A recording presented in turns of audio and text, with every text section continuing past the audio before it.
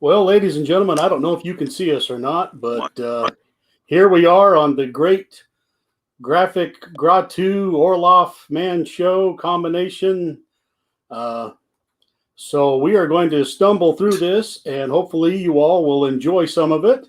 Hopefully all of it. This is our first foray into going live, and so with us today, or with me today, is the great Dr. Grottu Orloff. I don't know if he will be sponsoring our episode with Fang the drink or Bubble Up.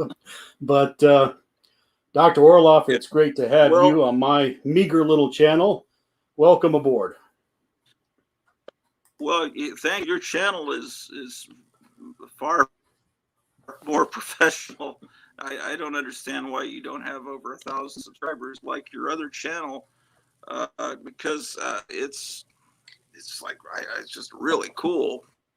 Well, thank you.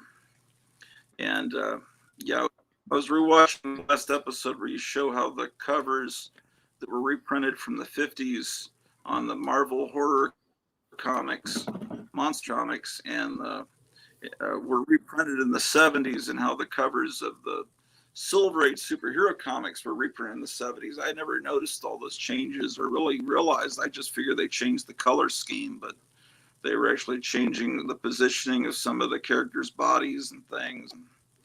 I don't think people realize how important Marie Severin was to Marvel. That she held a lot of the whole company together, and with her art and her spot illustrations, her fixing things, like she fixed the whole cover. That really was an improvement. I mean, people could argue as far as the Hulk's face that she fixed, and all of just she could do serious work or she could do humor work. I've always just admired her. And then she was the colorist for EC Comics, and then Stan Lee didn't like all the darkness that she would get, the kind of dark covers in the 60s, and someone else came along as a colorist, and she just said, just keep doing it this way, don't listen to him, till as long as they're selling, this is the right way we're doing it. Yes, that's what I understand. But I think she could be kind of mean and cutting, because there's a guy named Milton Knight. He's a cartoonist and on Facebook. I'm friends with him. I mean, I've never spoken to him or anything, but I've got thousands of friends. And he said that when he worked for Marvel, that Severin was really mean to him about his art. Just like, what is this shit? And he draws in this cutesy 1930s Fleischer cartoon style. Sorry, I don't mean to curse on your channel. I'll watch myself. Well, I think those artists, when they she get to she didn't like his art. I think the artists, when they get to a professional level, they also have to realize someone is going to be altering our work at some point, or making a minor change to make room for a barcode. And they really have to have, I don't want to say, I'm saying it wrong, thin skin or thick skin. They have to be able to handle somebody, usually an inker, making a change where it's necessary. And I think a lot of them, it doesn't bother them. Yeah. I think that separates a lot of the professional artists from the amateur. An amateur would be like, oh, you don't dare touch one pen stroke of my masterpiece. But I guess, so someone may have got Marie on a bad day. Let's just hope that Marie was on a bad day. And I'd like to think that everybody was a sweetheart over there at Marvel. Because his art style is very different. I think he must have been doing. Marvel have the license to Mighty Mouse at one point. 1980s, I think, or maybe 1990. The way this guy, he wasn't doing any serious. Okay, then that's what he was doing. Because I think he had some involvement with Mighty Mouse. Like that's his thing. Have you ever heard of Milton Knight? Not offhand, no. He's got a cool YouTube channel, and you go to his channel. he's on his YouTube channel. He has all these links, all these playlists of 1930s cartoons. He likes the old black and white cartoons like I do. He has playlists of all this great music from the 20s, the music that sounds like the music in the cartoons. And it's just seems like a cool guy, and everything he posts, I'm feeling it. But I think he's on the more thin-skinned artist. I think that kind of hurt him to be criticized, because otherwise, why would he mention it on the Facebook page? Otherwise, it'd be a typical thing. Yeah. We'd like to say hello to Movie World Comics, who's joined us. Yeah. Thank you, Movie World.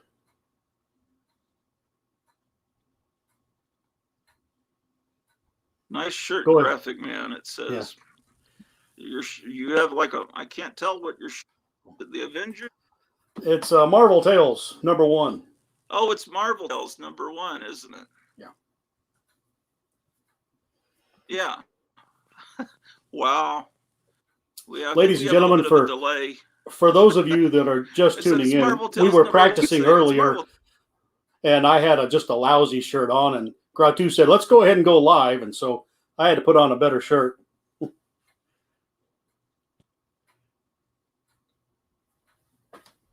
Yeah, that is cool. Yeah, that's really cool. I've always wanted that particular comic. Do you own that particular issue? No. I think my oldest one is #4. Do you own?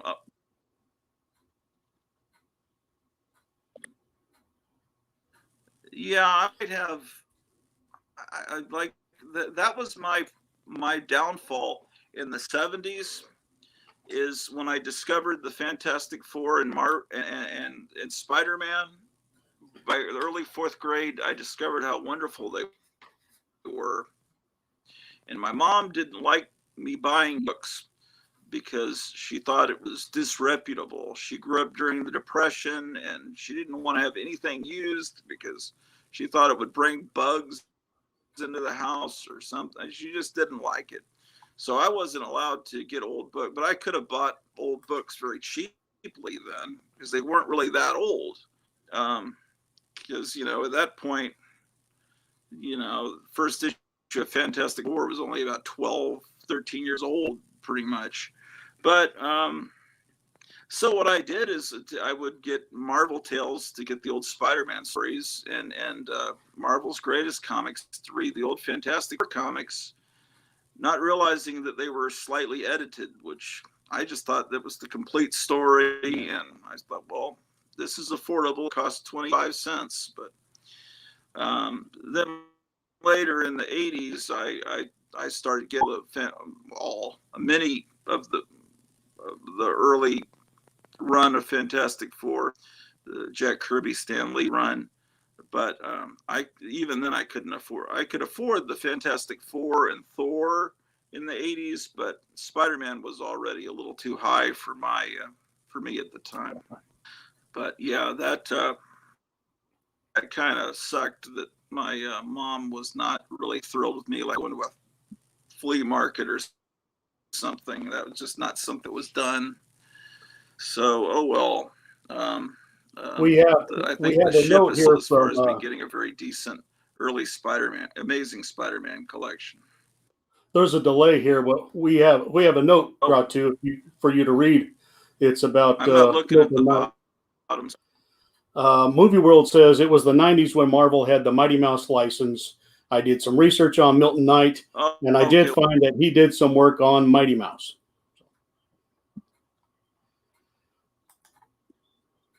Also, we have Man Bear Pig. Hello there. Okay, that's giving him a hard time.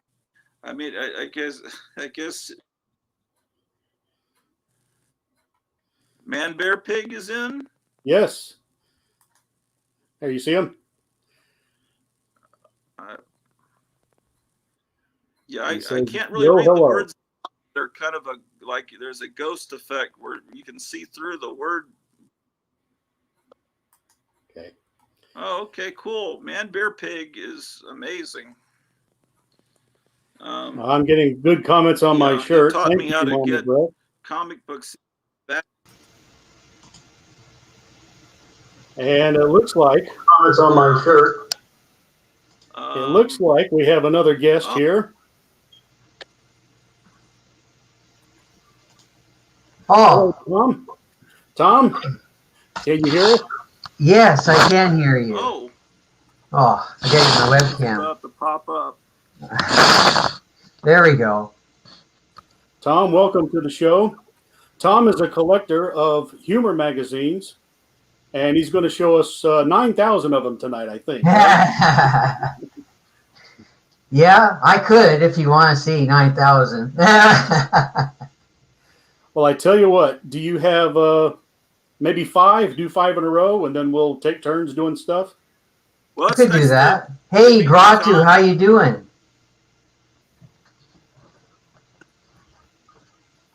I just got to get out some magazines here. Okay. Grottu's he's breaking up a lot Nice on my to end. meet you finally. Look what I just got. Is this? Oh. Okay, cool. Okay, so Tom, we're going to put you on full screen. Go right ahead. Yeah, I don't. all right. Shoot. I wonder why. So that feel is. free to commentate on any of these magazines if you wish. So the first one I thought I'd show you is the earliest magazine that I have. It's a Ballyhoo magazine. So can you see that all right? You sure can. So this magazine, are you guys familiar with this one? No. Okay, well, Ballyhoo magazine began in 1931. So this is the second issue from 1931. I've heard of it. You have heard of it, Grottu? And we have a delay with Grottu, right? Is that a Wow. reprint, Tom, or is that the real 1931 Yeah, color? I have heard of it. No, I've this is seen, the actual magazine. This is not a reprint. I've seen pictures of the illustration. So this magazine here was sort of like an early Mad in a way because these are fake ads. So they're not real ads. They did parody ads like Mad Magazine did later on. And they used to use photos of people from like the turn of the century here. That's from probably like 1902 or so, that picture there of a woman like in a body stocking. And it's a fake ad for Cleocott Club Ginger Ales. That's what that is there. And I think that's a little satire on how they'd use sex to sell things even back then in the early 30s. This magazine was a tremendous hit and actually lasted for 10 years. And this was in the Depression, so it's amazing that they were able to sell as many copies as they were able to in the worst years of the Depression. And they had a lot of these gags like this by different cartoonists, like one panel gags, which are pretty fun to look at. So this one up here, right at the top, you can see there with a woman throwing a radio. My webcam is not that clear, but hopefully you can see it well enough. Can. Yeah, we can. Okay, so that woman's saying, "Oh, why did you have to get a portable radio?" Or maybe the guy's saying that actually, because she's throwing the radio at him. And that would be a novelty at the time to have a portable radio. You know, that would be high technology in 1931. As far as I know, these were never reprinted at all. So yeah, these are hard to find. These are very hard to find. Here's a satire on the gay 90s, because the gay 90s were the 1890s, and people at that time might have nostalgia for that. You know, I mean, this is the 30s, so the people whose parents were looking at this magazine would say, "Oh yeah, I remember the 1890s," so they do satires on that. But it's funny to think that, you know, this magazine's so old.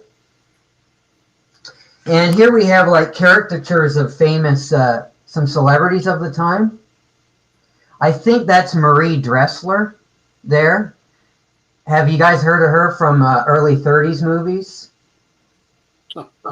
I should, but I'm afraid not. She was pretty popular in the really early 30s. Like she did some movies with Wallace Beery, if you've heard of him. So that's Ballyhoo magazine. I've got a few more issues of that here. I'm not going to open them all up, but they're, like I said, they're extremely hard to find. So I was very excited to be able to get some of these. There's another one from I think this is October 1931. So that is the third issue of Ballyhoo there. They have these backgrounds too, which are quite interesting. They're quite colorful, the backgrounds. Yeah, that background is what made me suspect that it might be a reprint. I Yeah. thought that was something 1988 style or something. Oh, really? Well, Yeah. it's sort of an Art Deco style. Yeah. Popular in the 30s. And there was a revival of interest in that in the 70s and 80s. So, yeah, that's pretty colorful for the time. So this is March 1932, this one. And it's this 15 cents, this magazine. So 15 cents in the Depression would be quite a bit of money, I would think. What would you guys say? Yeah, I would guess that's, 4 bottles of Coca-Cola or something back then? Yeah, it probably would be, actually. Now, Ballyhoo went out of business in 1939 or so after having a successful 10 years. But they tried to revive it in 1948, and I have one of those issues, but I'm going to show you this one. This is from the actually third revival in 1952. So this is just, this is just when Mad was starting as a comic book. This is just before Mad started as a comic book. They revived Ballyhoo, not realizing that Mad was about to come along. Oh, I'm going to show you something in this. Oh, by the way, there's this is their mascot. I think this got to be one of the first humor magazines with a mascot. This guy's name is... Right. Was that Grottu? Sorry?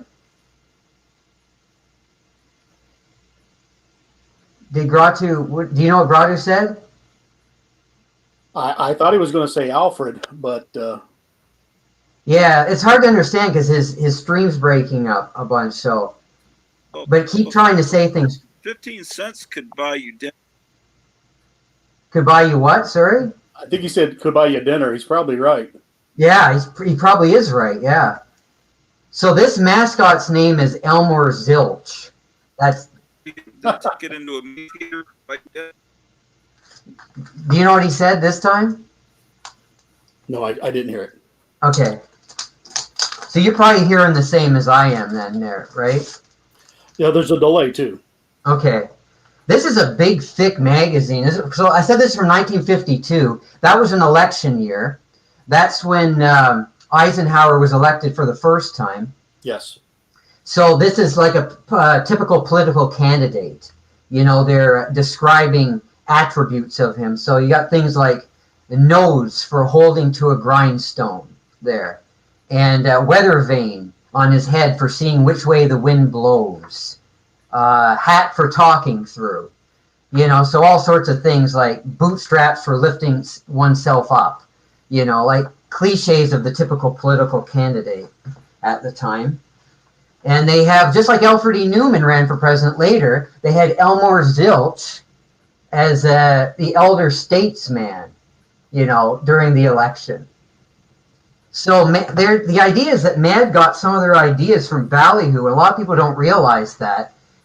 They're actually asked about it at a conference. They were talking to the Mad writers and artists, and I think one of the people from Mad said, "No comment. We're not saying anything." So, they didn't want to acknowledge it, I guess. Here's a parody of society pages in a newspaper. So they even did newspaper parodies and some magazine parodies, like you'd see in a Mad or a Crack magazine or something. There's a horoscope here, a fake horoscope. And here we have a fake Russian newspaper. I keep doing this the wrong way. There we go. The Moscow Daily Life, or Lie. The Moscow Daily Lie. So yeah, so we have some fake Russian news there, which is funny. And there's lots of cartoons. There's lots of, you even get sequential gags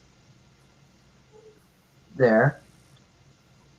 So, there's a variety of things. In this particular issue, you guys will recognize this artist right away, I think, as soon as I show you. So I'm gonna let you guys identify him, okay?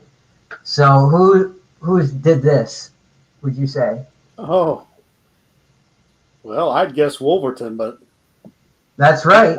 oh, okay. So there's some Basil Wolverton art before Mad Magazine. So these are traffic twerps. Different people you see in the traffic. There's the guy that pulls out suddenly. His head, that's at the top there. His head's leaning back as he pulls his car out fast. The speeder. You see the guy with his nose like a missile. He's going down like a missile, that guy looks like. He's a speeder. The close shaver. There's only half of his head there. You see, because he's a close shaver. And jaywalker. That guy at the bottom is a jaywalker because he's shifty-eyed and everything. You can see. So that's the kind of thing that you could see in Ballyhoo. Tom, can I ask you, in 19, well, I guess you jumped up to 52 there. Back in the 30s, was there much word ballooning, or was it all just caption? Yeah, there was no word ballooning in any of these ballyhoos that I can think of. They hadn't come up with that concept yet. So I think Harvey Kurtzman is the one that blended that, with magazines to make like a humor magazine, So that's a good question. This is the 1953 issue. It's a 3D issue. And I'm sure Grottu will tell you all about 3D in the 50s. That was a huge fad in the early 50s. Right, Grottu? I don't know if he's frozen there. He might be having trouble. Okay. Well, you maybe you could tell us about 3D graphic. No, I never cared for 3D. Me either. I didn't want to wear the glasses or anything. Yeah. Yeah. Oh, absolutely. There he is. Horribly delayed. So, do you want to tell us a bit about that, Grottu? I can hold it up again.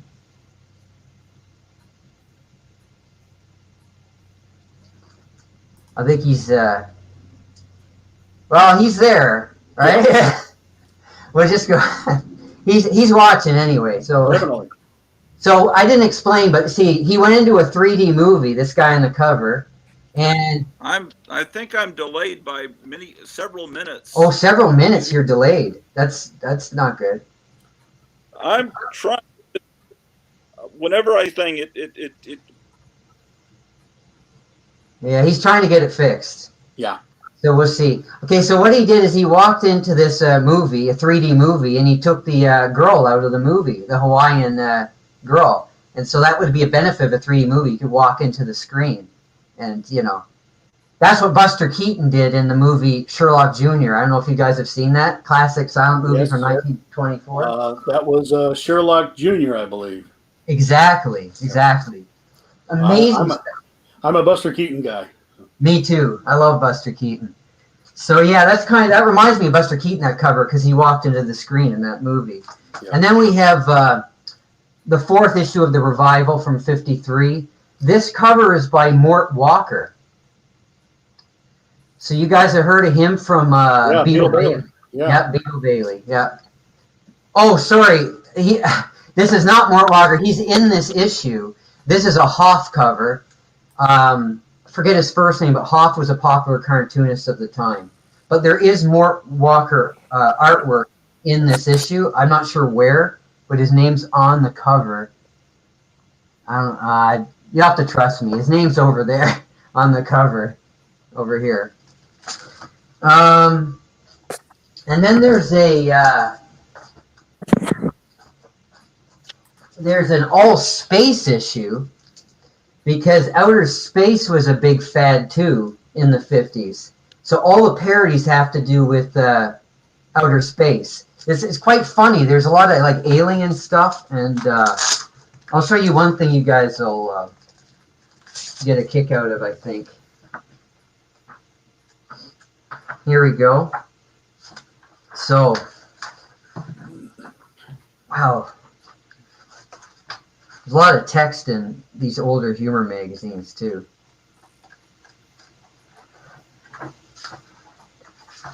So, do you have a question while I'm looking for this article? Graphic Man? Oh, there it is. Okay, so this is Marilyn Monroe, as you can see. I'm not sure how much I'm. Sorry, what was that?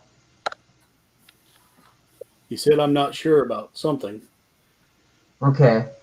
Well, Marilyn Monroe is at the I guess you'd say the beginning of her real popularity in the early 50s.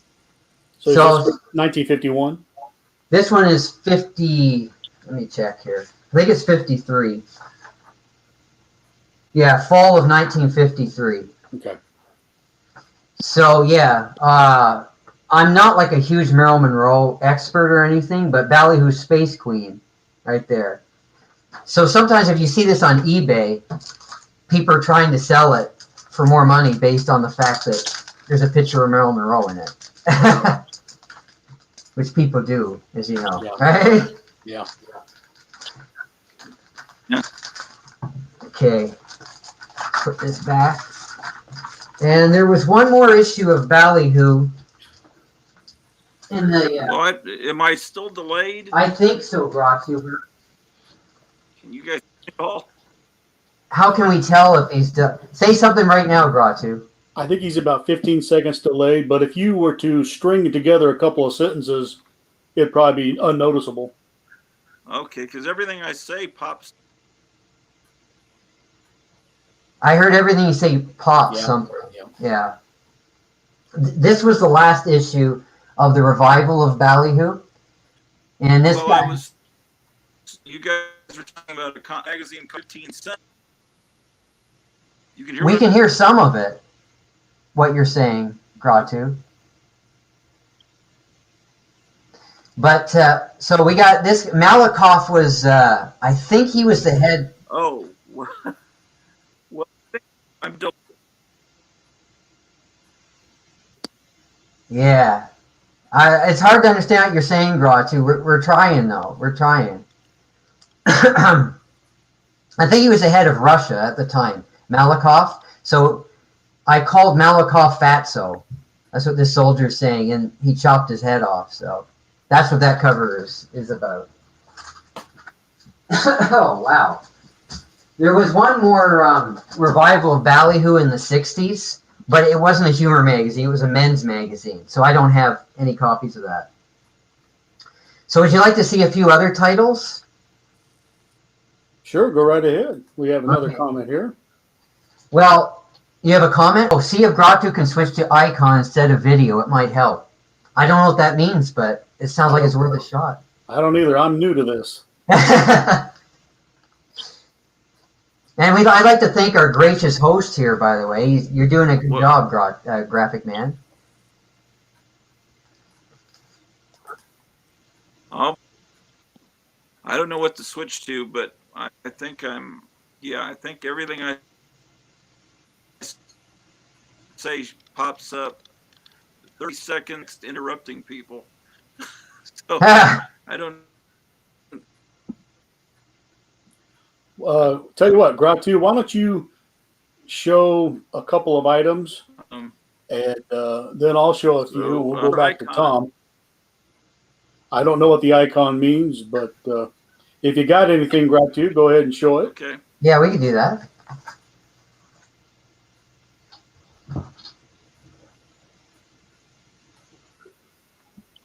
Okay. Well, I just picked. Well, there it is. Are you familiar with this comic, Tom? Yeah, I've got that same issue. I've got that too, Grottu. Yak Yak. That's all Jack Davis work. The entire comic. 50% off, Ben, and it was 15. Yeah, I just you have the. I do. I can maybe get it I don't know out. how many issues did they put out. I'm not this, but but it's a really great cover. So, basically, I paid $7.50 for it. So my camera is really messing up.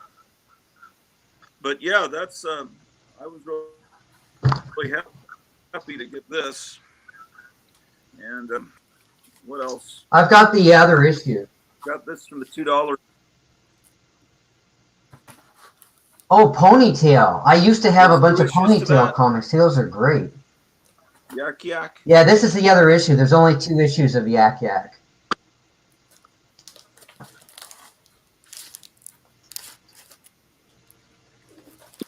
Only 2. Okay. Yeah, this I just got $2. Ponytail's a good My comic. camera was working better. I got a pile of comics.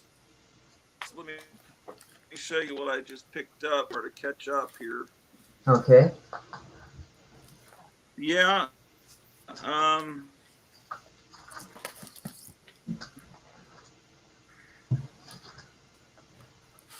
then comics that first got me into being interested in comics was called The Three Mouseketeers, and I got some in there, but these are 1950s comic Mouseketeers, but they were reprinting it in the early 70s. That's when I didn't know it was reprints. And this is these were giveaway comics, shoe store, Red Goose shoe store. And these were also in the $2 bin. I'm going to show them later tonight on my hopefully my camera. I might have to get a new phone that has more memory. I don't know why I'm all choppy and messed up. I've never seen Ready Goose before. I think Ready Goose was an advertisement.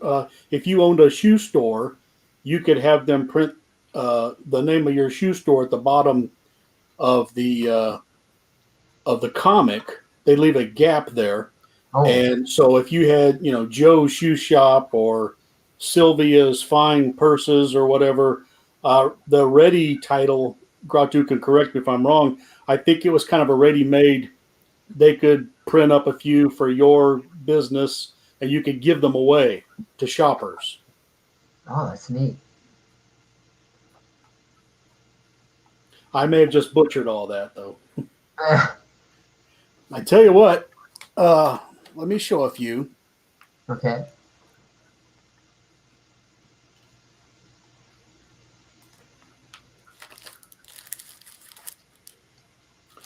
Here is Marvel Tales 117.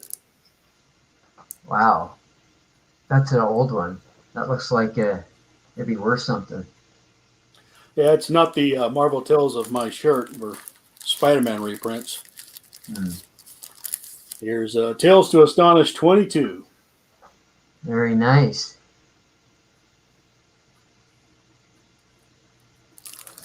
And I'm a Roy Rogers fan.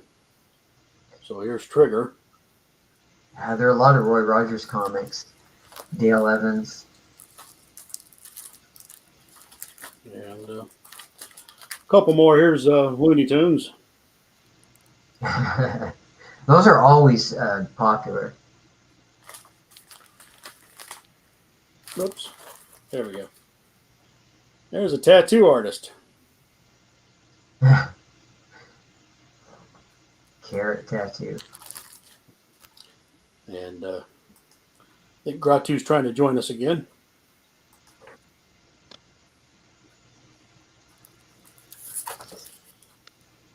Well, Grottu, I don't know if you got to see any of those. Okay. Does it work? Especially the Marvel Tales. Oh, no, I didn't. I was trying to get back into the chat room. Yeah, that's great. Look like it's working now. It is working right now. Hopefully it stays. Okay. Okay. Yeah, that was embarrassing because you were showing the 15-cent ballyhoo. You're saying, what?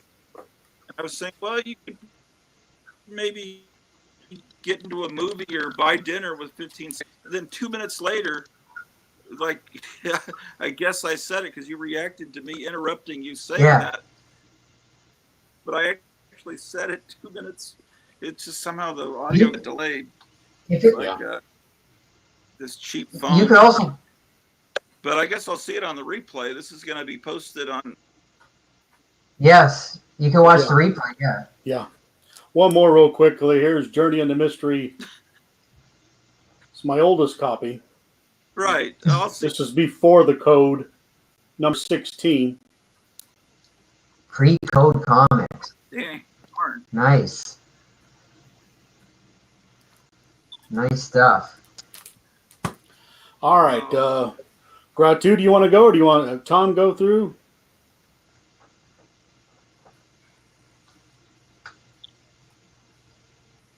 I don't know if Grottu's thing's working well. I'd like to see. I think you said. Did you say you want to see Tom? I don't know what he said. Yeah, I want to see more of his stuff. All right, Tom, take it away. All right. This is the first issue of Mad Magazine. Never heard of it. Yeah, but this is a reprint. I don't have the actual first issue. This was printed in New Zealand, actually. It's a New Zealand reprint. So this is probably, I don't know if it's rarer than the actual #1, but it's not common. I could say that. It's also not as expensive, which is why I got it. This is Mad 25, I think. 26, sorry. That's the third issue of Mad Magazine. Because the first issues were all comic books. So I love the borders that Kurtzman put on the magazines. It gives it such a fancy look. And of course, this is Alfred E. Newman is right up here. Right there. Yeah. Yeah. But he was Melvin, before he was Alfred E. Newman, he was Melvin Kofonsky or something like that. Not sure how you pronounce it, but. So he wasn't featured, you know, right in the middle of the cover like he always was later. There he is again at the top. But this is the spring issue, so it's got a spring on it. So I like that idea. And these are really early Kurtzman issues. This is the first issue that Kurtzman was not a part of when Al Feldstein took over. And this is the first issue ever with Don Martin art. You guys have heard of Don Martin, probably. Oh, definitely. Yeah.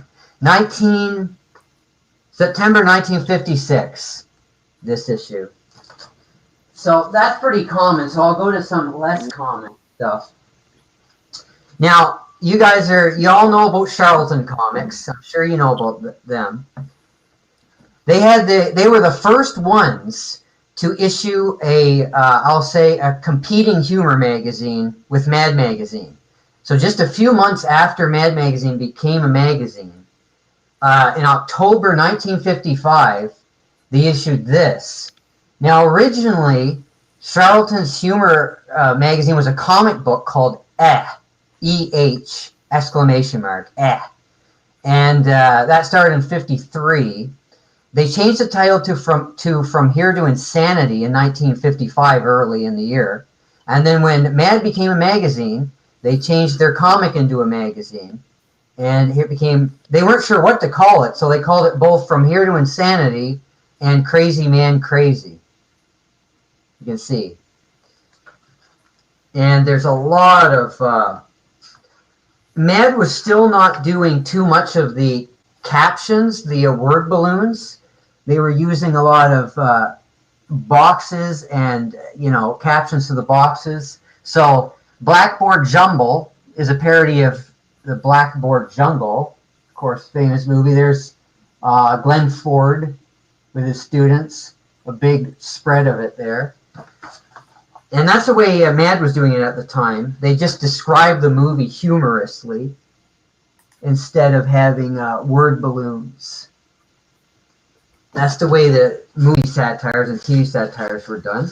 It always amazed me that either Cracked or Mad, their artist could maybe watch a movie and remember what every character looked like, the scene setup, the setting, and then almost reproduce it perfectly. And to me, this is the days before a VCR where they could cheat and watch it over and over again. I mean, maybe they went and saw it 2 or 3 times or had a picture of a movie still, but Right. just it was always incredible that that they could even publish and put that out as a kind of a rank amateur artist. I can't see how they got it done. They did. Mad Magazine was lucky that the movie companies would send them still photos to use as references. I don't Okay. remember. He almost got something out there. But the other companies, they often didn't cooperate with them, like Crack Magazine and things like that. So, sometimes the characters wouldn't be as good. Well, they would be if John Severn was doing them, but Yeah. you know what I mean. Yeah. Now, Mad also did a lot of lifestyle articles. So this magazine also did that, How to Pour a Patio. So I know it's not that clear, but shows you all the steps humorously of how to pour your own patio. And this goes on for like 5 pages. This That seems article. like Tom. That seems like that would be a good lampoon on popular science or popular mechanics. Were showing Yes, things like how to do that. absolutely, because that's what the magazine was famous for. It's right. Okay. And they also used photos. Like again, these are like turn of the century photos. It looks like ballyhoo. As you can see, there's a ballyhoo influence here as well. So they are imitating Mad and ballyhoo, I would say, this magazine. So that continues like that, and all right. The next issue, they changed the title to Crazy Man Crazy. And from 56, that's Bob Hope in Hamlet on the cover. And if you look closely, you see Groucho Marx there. See Jimmy Durante. I think Jane Russell is back there somewhere. So they do celebrities. They say, what if celebrities starred in Hamlet? That's what the idea was there. Oh, Movie World has to eat dinner, but he'll be... Oh, he's back. He's back. Yeah. Welcome back, Movie World. Also, the question is posed. There's an article about this. Do married men make the best husbands? Which I think is a pretty funny question. I like that. Yeah. Now, the next issue, they only issued 1 issue in 56, which is weird. They came back in 57, From Here to Insanity, Crazy Man Crazy, and this is a cover by Bill Ward, as you can see. And it's also comic book sized. So they weren't really sure if they should keep it a magazine or make it a comic book at this point. What year is This that from? 57. Oh, okay. So that's after Code. Yes. Yeah, there's no code on this. I mean, there is no code. It's not approved or anything. Well, I guess they're being risky, saying we'll try a comic book. Yeah. Yeah. Well, Bill Ward's drawings, too, busty women and everything, are pretty, risque, as you can see right there, if you can see that. Because he was known for doing men's magazine cartoons. And, of course, he worked for Cracked all the time later on. Yeah. The weird thing is some pages have color like this.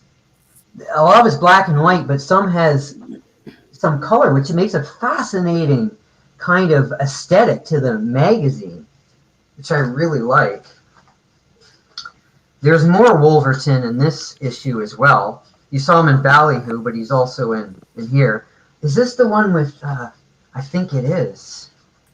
This is one of the, okay, here's Wolverton. This is about, I think, the digestive process or something. No, inside Mr. America. So you literally see inside of him and his guts and things. Being Wolverton, you know, he would do that. But there is an article here illustrated by a guy that you guys, here it is, I found it. Okay. This is one, I was about to say, I can't remember if I did, but this is one of the hardest humor magazines to find, is any of this Charlton magazine, From Here to Insanity, Crazy Man Crazy. Extremely difficult to find. The artist here, you probably won't recognize him. See if I can hold it straight. Do you recognize him? I'll tell you who he is. It's Steve Ditko. So this is before Spider-Man. This is some very early Steve Ditko humor magazine art. I wonder who. Yeah, they didn't give any acknowledgement to the writers or artists in these issues. So it doesn't say Steve Ditko did it, but you can see it online. You can research that. And you'll see that he did do this. It's a shame they didn't credit the creators back then, a lot of the time. And then finally, they changed the title to This Magazine is Crazy. And this is from 57. And this is the Elvis craze, as you can see. This is a really hard issue to find. The Great Pelvis's Secret. Because Elvis was nicknamed Elvis the Pelvis back then. And that's also comic book size. They did a parody issue. Half of this issue, at least half of it, is a parody of the New Yorker, which is why you see the New Yorker mascot. I have scans of that one. Oh, you do have it from Digital Comics Museum? I forget where I got it, but that's a really great issue. This is actually one of the better 50s humor magazines. The writing is pretty funny in this magazine.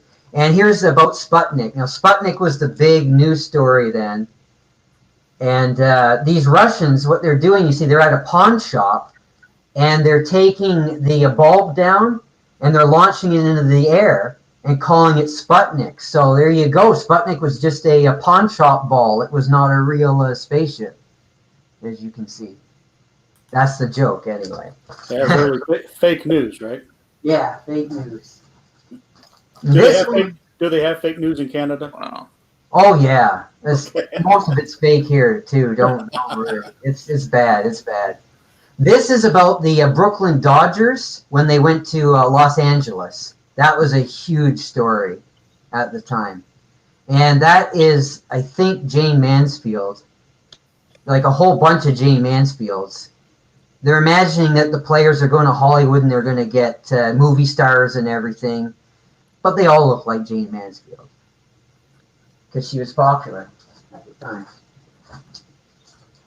And there's a Statue of Liberty issue. Guys painting the Statue of Liberty. These are really great. I love this. Most of this was written by Gary Belkin, this magazine. And he went to work for Mad after he left this magazine. After they went out of business, This Magazine is Crazy, he went to work for Mad. And then you have the final issue of This Magazine is Crazy, which contains a Mad parody.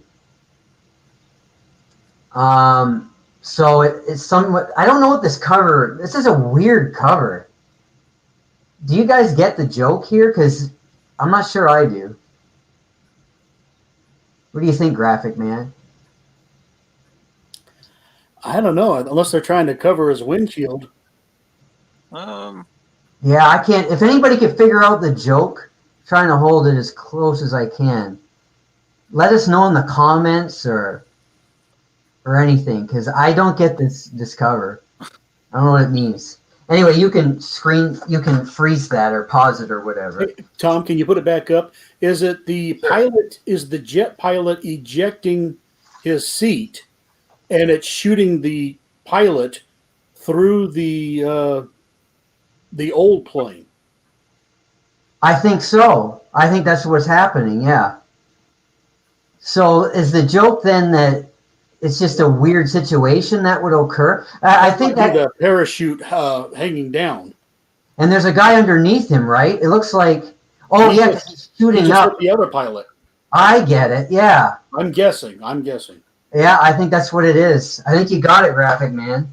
Geez, I never even noticed that. I've looked at that so many times. I didn't notice there was a guy like underneath the other guy.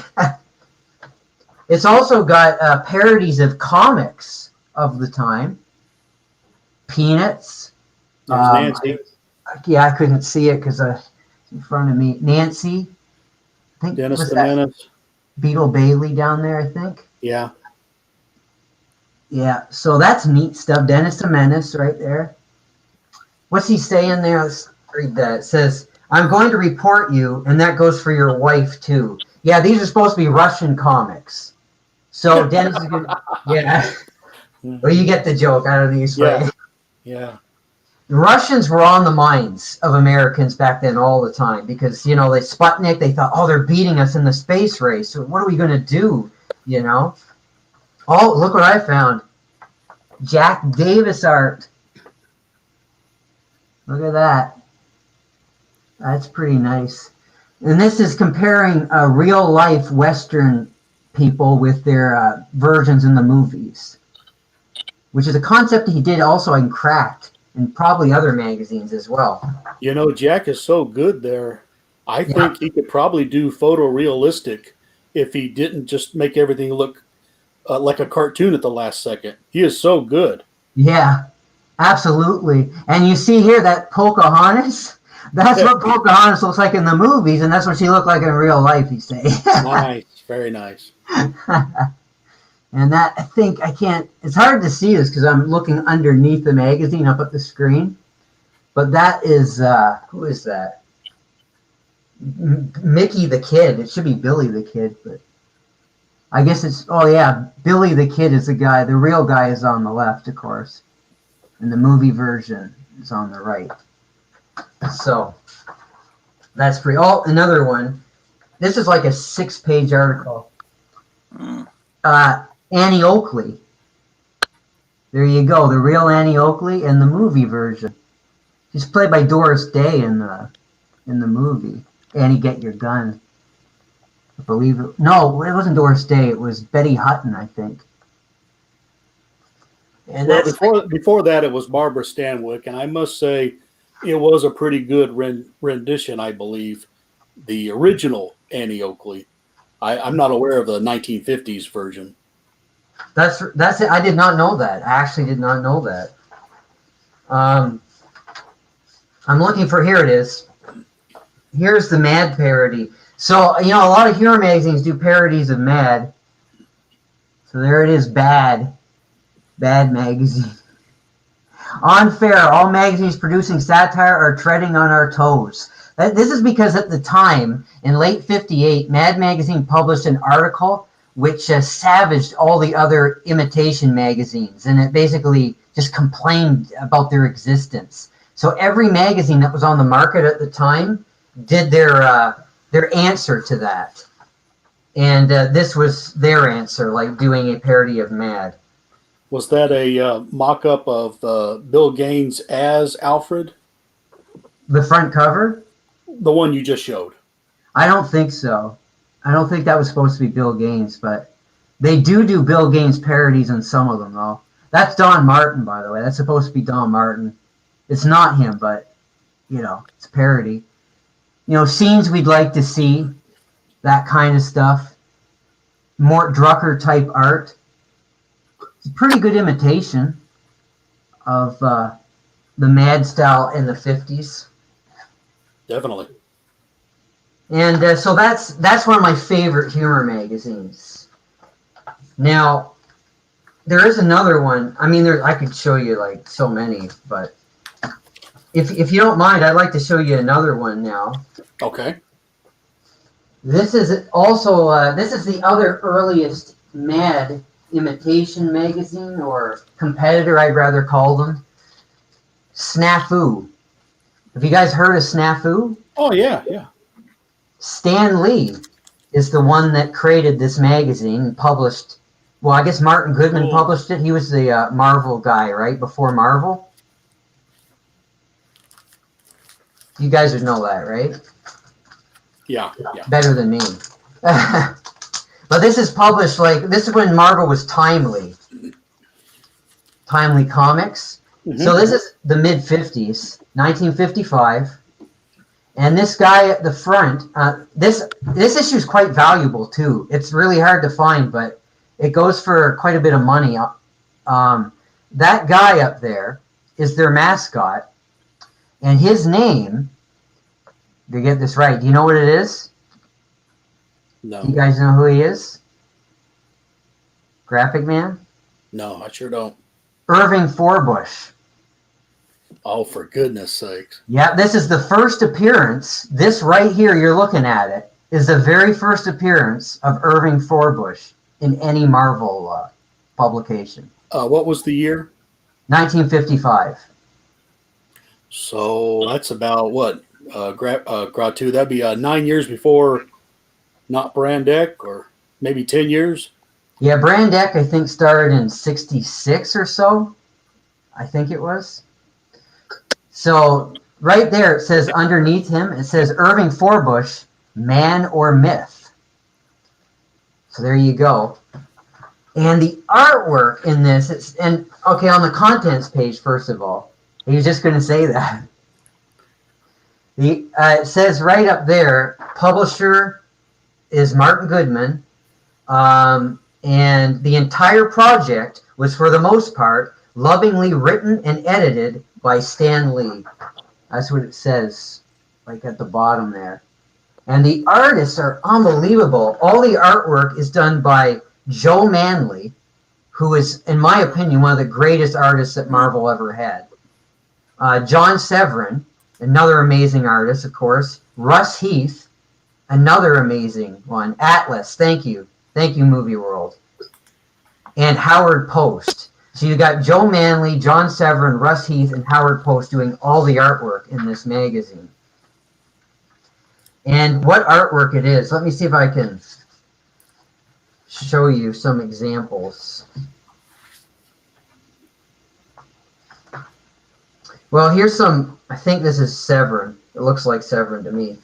They do a parody of Mickey Spillane type thrillers. Mickey Spittoon, Kiss Me Smedley. So that's like a cover of a lurid kind of detective novel. Yes, not many love stories with the name Smedley in them. No. Davy Cricket. Of course, Davy Crockett was a huge thing at the time. So they got Davy Cricket. They have Dragnet as Drugnet. Let's see. I'm looking for some. There's some Joe Manley there. I could tell. I don't know how well you can see it if I hold it up, but well, try that. That's a bigger picture there. I think that's Joe Manley. Are you meaning to say Manley or Manili? Is that how you pronounce his name? Manili? Well, I may have always been done it. And it looks like Movie World's spelling it out. Well, no, it's I don't true. know. Oh, he died in that freak accident. Like, nobody knows what happened exactly. He fell off a train, basically. He's just run over by the train. He fell off of it. And it was just horrible. It was a horrible thing. This art here, now who is that? Is that Joe Manley? Or is that Russ Heath? You guys recognize the style? No, I've never seen this. That's Edward R. Murrow, by the way. He was a popular TV host. I don't know. And he smoked all the time, right? So that's why there's cigarettes all over there. You know, he smoked like 1 million cigarettes at the same time. Yeah. Unfortunately, He might have been the guy from CBS. I don't remember. he had a show called Person to Person that was really popular. And on this particular episode, there he is. He's got Marilyn Monroe, as you can see up there. That's Marilyn Monroe. She shows up all the time in these 50s humor magazines. She was so popular. Now here's a beautiful John Severin ad, fake ad, right there. He said, "Are you unhappy because you can't dance?" So for like an Arthur Murray type dance studio. In back cover we have a satire of Joseph McCarthy. Ah, yes. Yeah, you remember him, the infamous McCarthy. Minnesota. His blacklist. We won't get into politics right now, but there's 3 issues of Snafu altogether. They only made 3 issues, and I was looking for something in particular, but it's not that issue, so I'm gonna check out the second one. You guys have heard of Simon and Kirby, right? That's a joke, obviously. Well, I was trying to think of some smart aleck comeback, but I do have something to show you related to that. That's a little preview. But here, look at this art. This is Joe Manley art, and this is a parody of the movie Keith Kelly's Blues. It's too bad my webcam wasn't clearer because you could see the detail. It's unbelievable. If you guys want to seek out any horror magazine, this is definitely one of the ones that you want to try to find. I mean. So you got a Marilyn Monroe calendar. You got, television satires, how to be a fashion model. Basically, the idea is to starve yourself. That's how to be a fashion model. There's some John Severin art, parody of a weather forecast in the 50s. Pretty nice. Grottu, you got to get these magazines if you ever see these. I think you'd love these too. And it's not that issue either. Well, it's got to be the last one then. well, everyone you've shown, I want them. Yeah. They just don't have them where I'm at. Well, they're really hard to get. Well, I had to order these online. I used to order a lot online before the prices became, the shipping rates became impossible, for Canadians. Well, So the third issue is this one, and this cover is by Al Jaffe. And this is Al Jaffe before Humbug, and obviously before Mad. Wow. Although, actually, I think he was in some of the very earliest Mad magazines. So this would be around the same time as that. Has that gag ever been done by anybody else, getting shot from the television? You would think so, because it seems like a typical humor magazine. Yeah. But I can't remember. On the back of it, there's the other gag. It's a variation. Oh. Yeah. So that's pretty funny. Marie Severin worked on this issue. Wow. Early Marie Severin. Bill Everett. It's all the guys that went on to do the Marvel stuff, because this was early Marvel, Atlas. Look at that. Look at that artwork there. That's like a hard-boiled private eye. Got women falling all over the guy. Look at that. That's a tough guy right there. And it's called Bleed You Bum by Mickey Spittoon. That's just another Tuesday over here. Yeah, that's what it's like over there in Graphic Man's place. Yeah. Then we got there's Jane Russell there. Look at that caricature. That's perfect. It's just unbelievable. So I'm trying to figure out if this is Severin or Manley. I think it's Manley. I think it's Joe Manley art.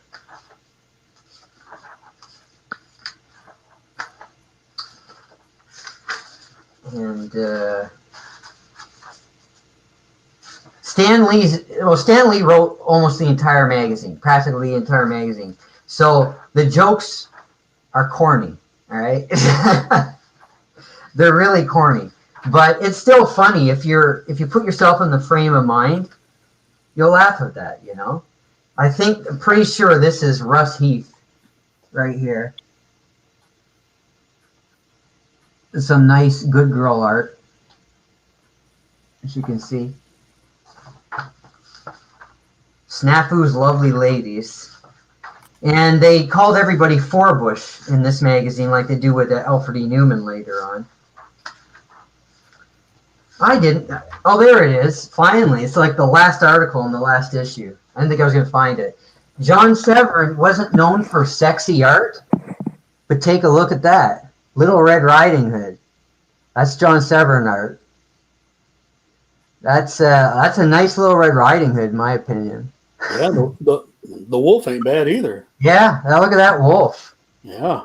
That is amazing art in this magazine. This is some of the best art you'll see in a humor magazine. So these 3 issues, to me, like, I think they'd be worth more money. It's just a lot of people don't know about them, right? No. Yeah, this should be like highly sought after because it is a beautiful magazine.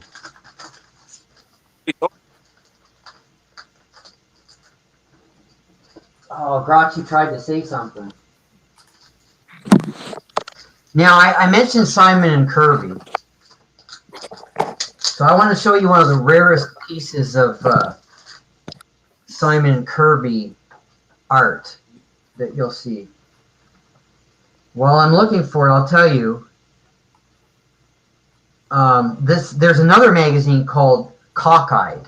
This is also from 1955, as you can see. This is the 4th issue of Cockeyed. The first 3 issues or so are all just photos. They're photoshopped articles with celebrities and, you know, it's putting celebrities' heads on other bodies and things like that. And it's really not that funny. There's no artwork. But in the 4th and 5th issues, those were the last issues, they started printing more typical humor magazine type stuff. So here you have like the $64,000 question parody of that. And this artwork here is not, I don't know who it is, to be honest. But there is a Simon and Kirby piece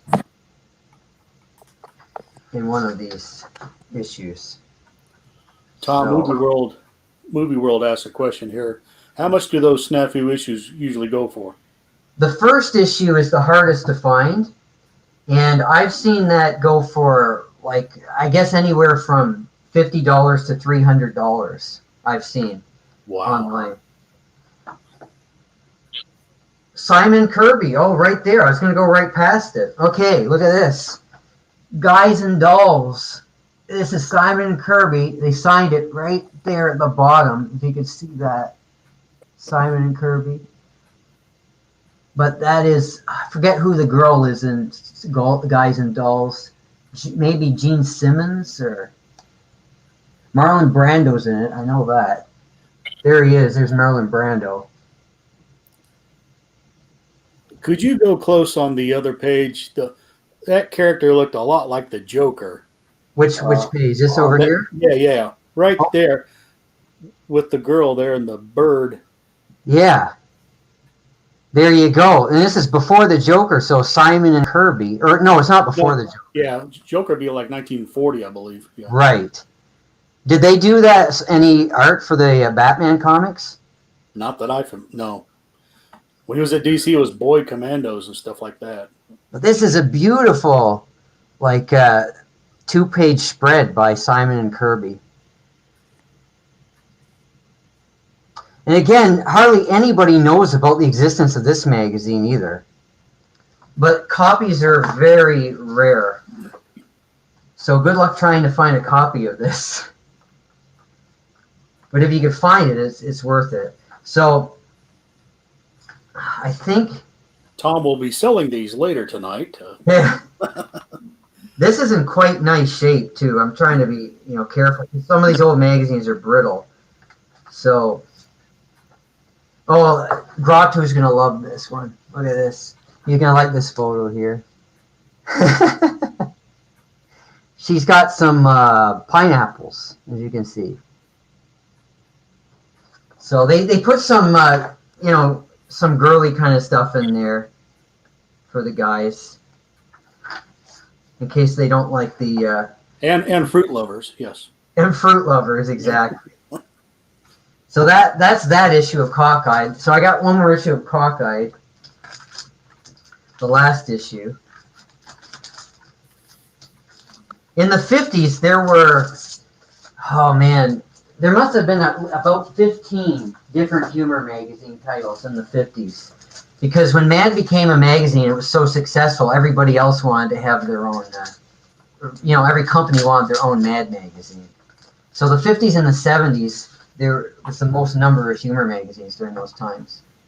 Jack Kirby did do a Boy Commandos and Batman cover to Detective Comics, but the Joker was not on it. That's interesting. Very interesting. That's what Movie World Comics said there.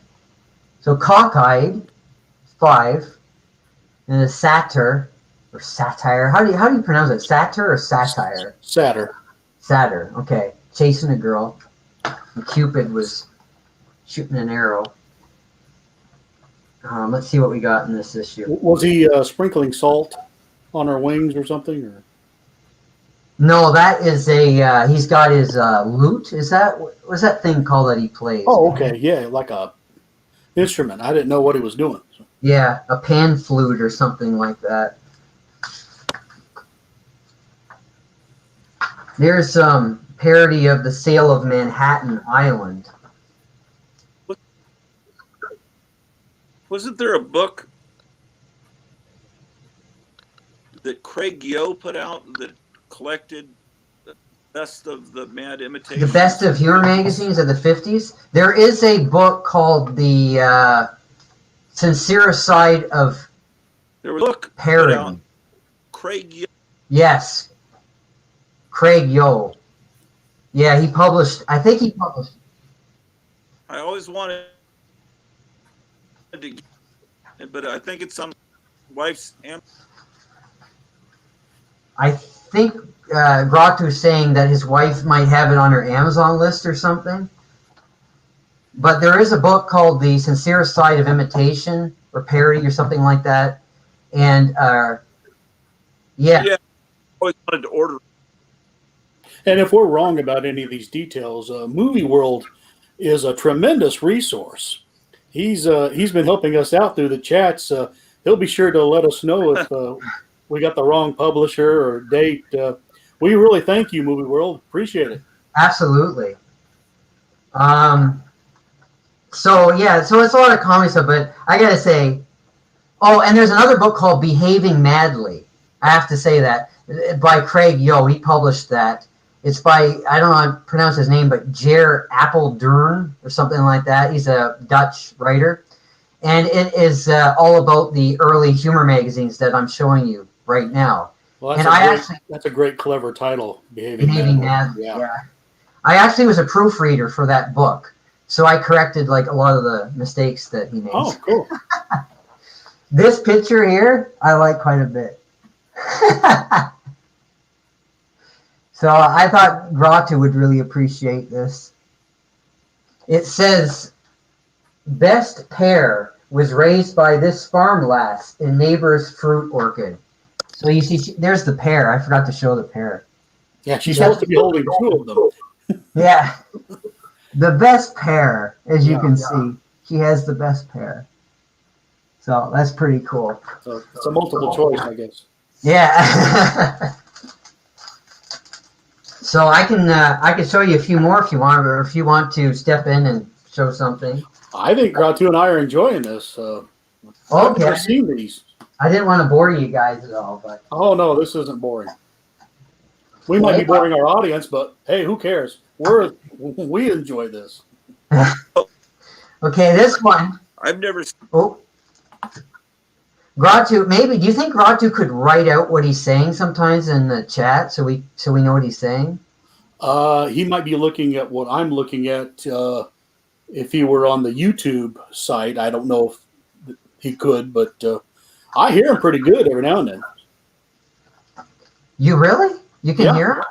Yeah. I can't make out what he's saying like hardly at all. Can you hear me? I can hear you. Every now and then it'll break out. One word will be off a little, but just keep going sometimes. You know. So this one, Yeah, I should be on the phone. That may be my problem. Are you both on real computers? should be on a real computer. Is that what he said? Yeah, I'm on a laptop. I'm on a desktop myself. Yeah, if you have a computer, Grottu, I don't know if you have one, but it would help probably. Because sometimes the phones, the reception isn't as good on them, especially for streaming. This is called Who Goofed. Oh, that's hard to look at. That is hard to look at. Yeah. This is a popular motif. This wasn't the only magazine to use like a four-eyed person on the cover. It was popular for some reason back in the 50s. Tom, did you ever see the 1978 Battlestar Galactica? They had some girl singers that had a bunch of eyes like that. Really? Always freaked me out. Yeah. In the TV show? Yeah. With Lauren Green, right? Yeah. I haven't seen it, but I didn't know that. There's not this magazine is it's a lot more like Ballyhoo than Mad, I would say. But it was still trying to capitalize on Mad's success. It's from 1956. So I'm just going to show you the covers quickly, though. And this is the second issue. Well, thank you, Movie World. I appreciate that. He says it's not boring to see my humor magazines. Yeah, so you got 3 fans, Tom. That's good. It's more than I had yesterday, I think. This is the second and final issue of Who Goofed. So they like putting girls like photoshopped, or this one's just upside down, I guess. Really. So that's that one. Another weird, obscure magazine. It's a good. I have these all ready, so I just show one after another. Great. This one's called Lunatical. You guys ever heard of this? From 1956. Now that looks slightly underground. The style. It does. This is another one that's one of the better ones. It's got great artwork, and it only lasted for 2 issues, but it was published by Myron Fass. You guys heard of Myron Fass? No. He was a notorious sleazy publisher that published all sorts of whatever was popular, he would try to capitalize on it by publishing magazines about it. So if Elvis just died or whatever, he'd rush out some Elvis tribute, or when Nixon was resigned, he'd rush out like a Nixon humor magazine, and all sorts of I think horror stuff, and just UFO things, Star Wars type things after Star Wars was popular, like anything that was popular, and a lot of sleazy stuff, like really sleazy stuff. But this was his humor magazine. It's actually pretty good. He claimed that this sold over 1 million copies, which is amazing because it only lasted for 2 issues. I don't know if I would trust that. Yeah. You got your requisite little Abner parody, your little Samson, little Samson in this case. Right there. There you go. Oh, so that's a little Abner wannabe. Yes. Artwork here. Okay, so we've got Bob Bean, Joe Kubert. You know Joe Kubert, of course. Yeah. Lee Elias. I think I've heard of him. I heard someone say it was Elias, but you might be right. No, it might be. I have no idea. Russ Heath again. Russ Heath did a lot of early humor magazine art. So there's some very nice art in this as well. This is this is very Mad style, this magazine. But again, the early Mad. So instead of the word balloons, you get all these long things where they put captions under the artwork. Oh, there's something incredible in the second issue. I'm going to have to show you. I just remembered. Guys are going to love it. These artists knew how to draw sexy ladies, as you can see. I know Russ Heath was very good at that. He did that in National Lampoon a lot as well. So, parodies of movies. This is a parody of a movie, like, I can't remember the name of it. It's sort of an obscure movie, but The Shriek, it's called here. I can't remember what the real name of it is. There's a guy making some... well, you can see what he's making. Sculptors. Yeah, it's about a guy who's a sculptor and his wife, like, drives him crazy or something like that. June Allison plays his wife. I've never seen the movie, but... Were they trying to use the word shrink like a psychiatrist doctor? And they called it shriek? That's a really good guess, but I don't think that's what it was called, though. I think it might have had like a weird name, like the Shrike or something, which I don't even know what that means. But it's an obscure movie from the 50s, so I can't really tell you any more right now. But the second issue featured a parody of William M. Gaines and his EC comics. Look at this. This is going to be unbelievable. Grottu's head's going to fall off when he sees this. Just a warning that you're going to have to get your head reattached, Grottu. This is incredible. So this is the horrible comic story behind horror story comic books. And the whole thing is like, it's like an 8-page article, I think, all about William M. Gaines and his EC comics. So there's an artist trying to draw on his board, but these hands are coming off from his page and choking him. And they use some like red spot color. Look at that artist there, drawing on a tombstone. So this is what the EC artists really look like, you know. Yeah, Frankenstein there. Look at that. And so there's a whole period, like they go through the whole shenanigans with the Tom Smith. I'm not sure if you knew this, but in the late 20s, Dr. Seuss did a lot of work for. Yes, he did. He did. I don't have any of the ones that he did work for, but I have heard that. So the art here on this magazine, okay, for that article, it's by Lee Elias. That artwork I was just showing you. And Bob Powell also did a lot of artwork in this issue as well. But here's William M. Gaines. This is before he had his beard. You can see him right there. So it's all about like the when he was raked over the coals by the committee to investigate comics. They go through that whole thing about the downfall of EC Comics. Look at William M. Gaines there. Wow. Pretty scary, eh? Now, Lee Ellis or Elias, he did a lot of good covers for EC, so it sounds like they grabbed him up once EC shut down, and he might have told a few horror stories. But I would hope it wouldn't be that bad working. Yeah. Well, here's what you know how Gaines was raked over the coals in that those committee here, those investigations, right? Yeah. Well, this is the final result of what happened to Gaines. Look at this. These were the guys that were investigating him. They put him in a pot, you see? Uh-huh. They're baking him. That's William M. Gaines being baked.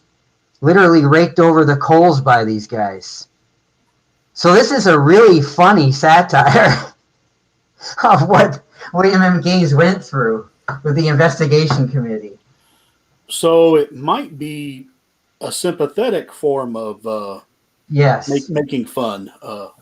Yes. Despite the way he's drawn, I would say you're right about that.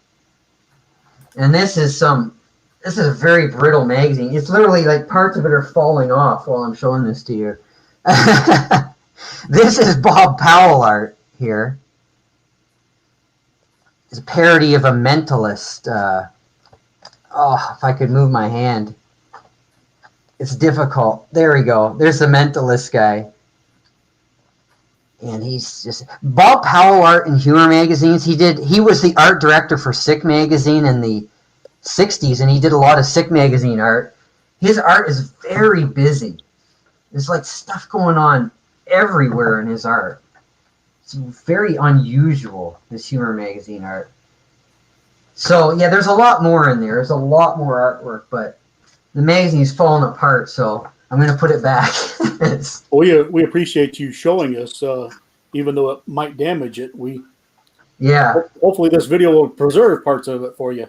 I hope so, because the back cover just fell off while I was showing that to you. Yeah. And now I got to clean these specks of magazine off my desk, but I'm glad to show that to you. Did I show you the cover? By the way, this magazine, I've been told that this magazine that I just showed you, the second issue, is one of the rarest humor magazines in existence. So that's Napoleon?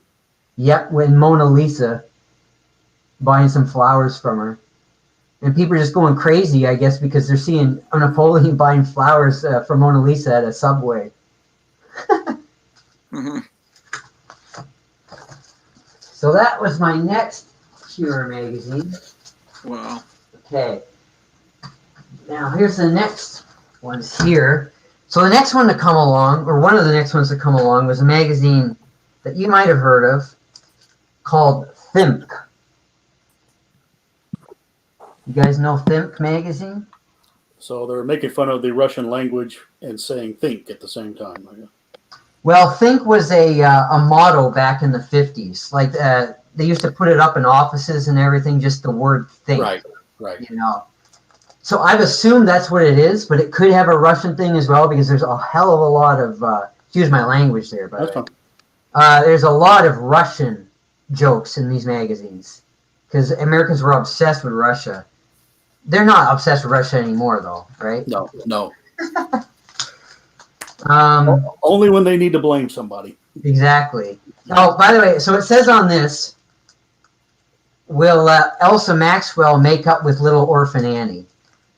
I don't. You don't know who Elsa Maxwell is, maybe, because she's not really well known.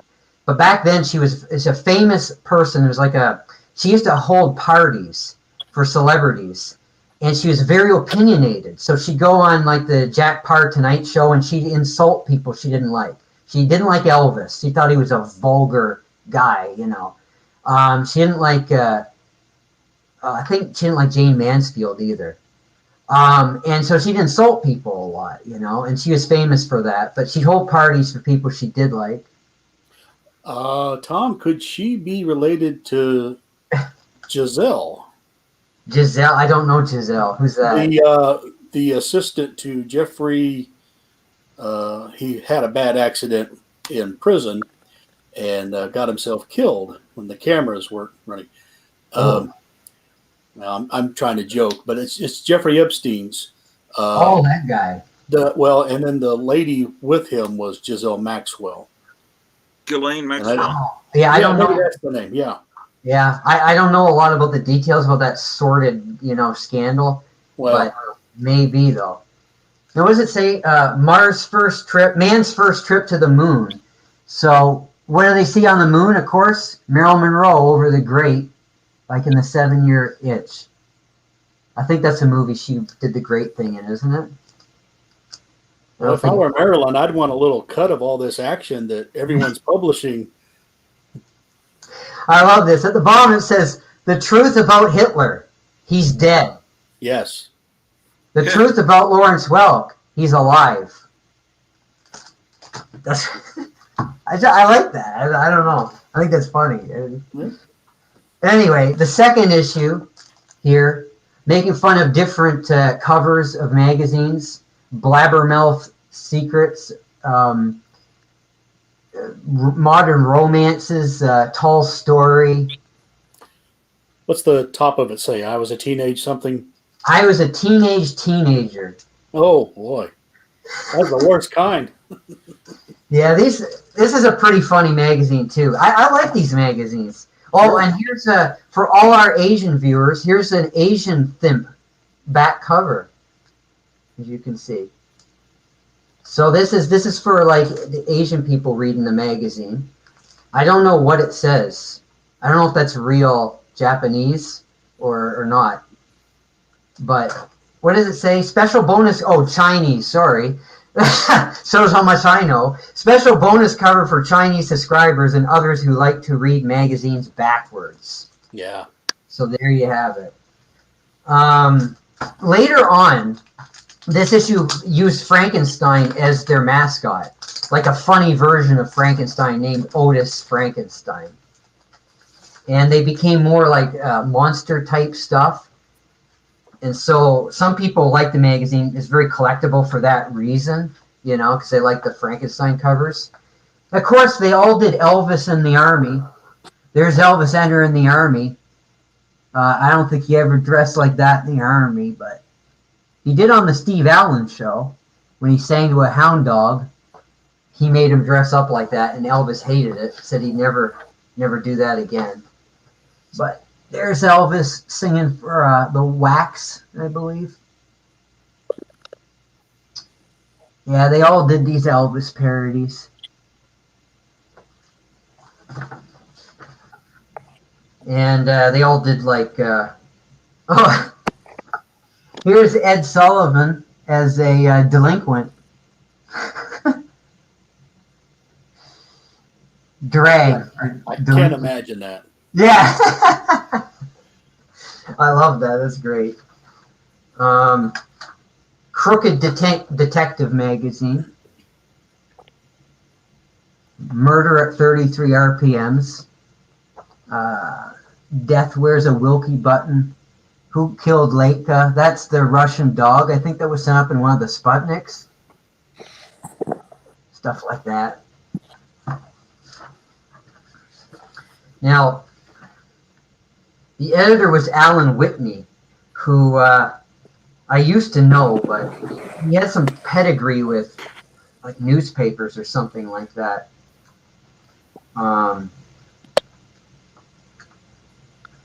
Yeah, so this is pretty good.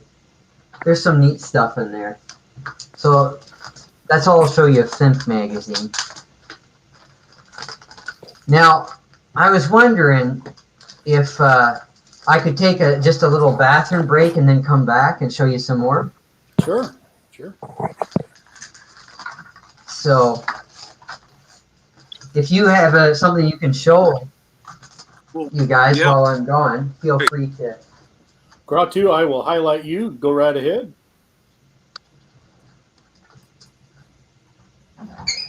Okay. I'm not sure how much it could feel like every time I talk, it either does it come through or it comes through 2 minutes later. But those were amazing. I think I have an issue of thimp. I've never quite understood what thimp meant. I know that was some kind of cool saying in the 50s. And you know, there aren't many pictures of Steve Ditko. Am I understandable at all? Yeah, and I know the picture you're talking about. It's like only 2 pictures of him, and one of them is the one where it says "think." Yeah, there's so many pictures of him working on Spider. Yeah. But doesn't it say thimp? And it's just it's one of those Travis Bickle's apartment and Taxi Driver or something like that. I don't really. I always thought it was think. I'm not quite sure what it means, but yeah, I think I have an issue of thimp that has Frankenstein and Dracula.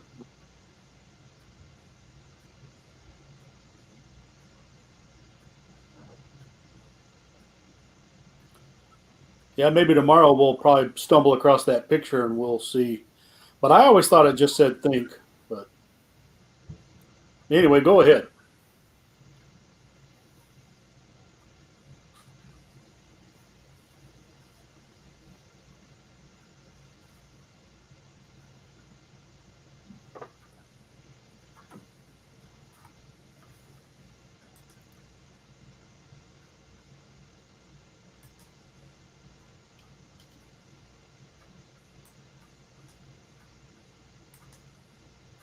Well, I think we lost him.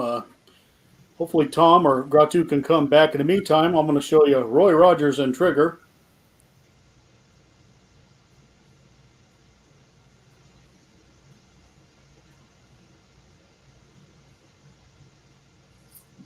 And this one, that is Scamp number 1. Of course, it'll be called 4-Color 703, but it is Scamp number 1. Here is Scamp 2, also in the 4-Color family.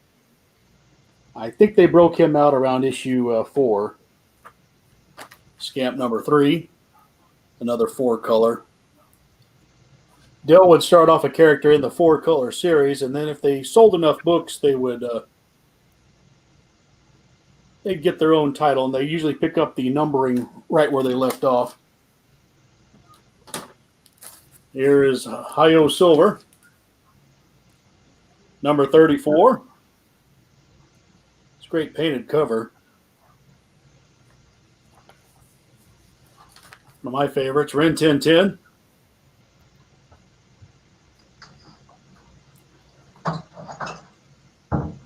Great photo cover.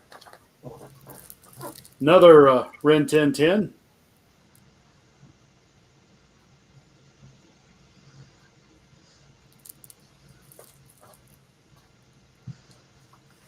There's some Daffy.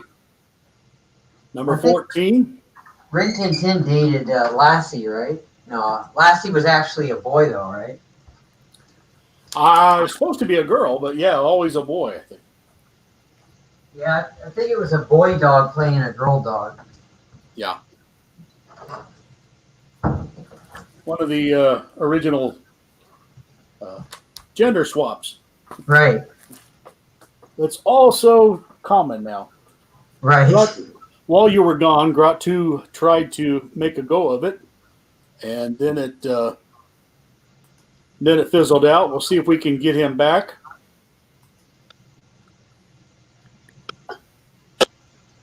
Oh, there he is. I might be back. Am I back? Yes. I don't know. Yeah, I just bored everybody with some Dill.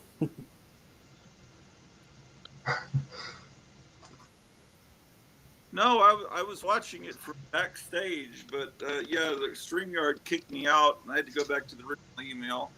I don't know if anything I'm saying can be heard. This is a good book. I got back at the end of the 1970s that this was about, and it's a roller coaster ride with the best college humor of the 70s, and it's magazines, I get to the turn of the century, have always been kind of like where Mad kind of came from. So a whole collection of college.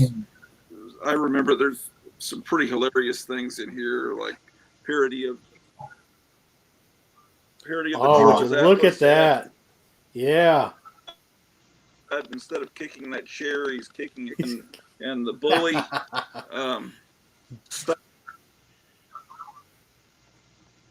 Oh, his signal died. He'll have to pop back in. That Atlas, there were parodies of that Atlas ad in almost every humor magazine and comic. It's incredible what influence that ad had. And they reworked the ad a couple of times. One time, it says the title is cut in half through the middle. Don't be half a man. And then it was the same kick the sand in the face. But yeah, I liked all the Grottu. I don't know if you can hear me, but what you were showing was dynamite funny. We're hoping you can show it again. I can hear.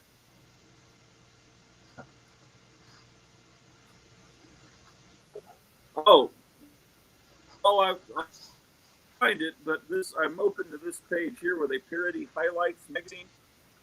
Okay.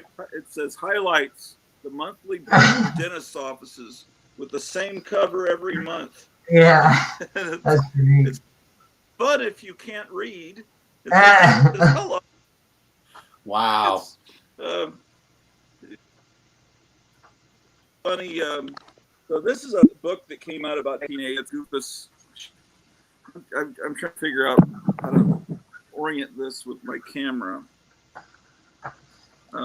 Everything seems moving backwards than I'm used to doing.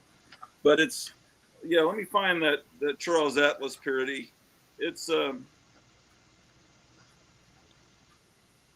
I think that a lot of the humor in Mad and this is a good ad here. Hey kids, make rich and win these prizes. And nuclear sub. Oh, that's great. 360 computer and a Beatle reunion, and it's just, you know,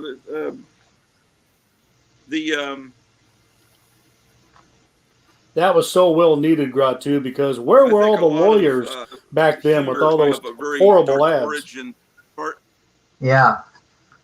Yeah, I mean, a lot of in Mad, the parodies of comics may have very dark origin with the Tijuana Bibles, the dirty comics of the 30s that were, I don't know how they were distributed. I think that's where a lot of the version, but you know that those guys creating those magazines in the 50s had seen those as kids, and you know, you guys know what that stands for, right? Yeah. Right. Yeah, the really dirty versions of famous comic. The GIs that were, you know, in their 40s when those magazines were coming out, knew what it stood for.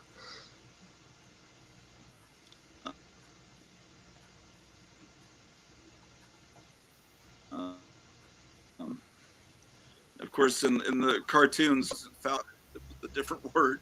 So, where was that Charles? I got to find that. Here it is. This is the Charles. I'll show it on my here, and it'll. Whoop. We lost him again? Yep. Disappeared out of my little menu here on the bottom. He'll be back in. Show us a couple more. Want me to show you some more? Yeah. Okay.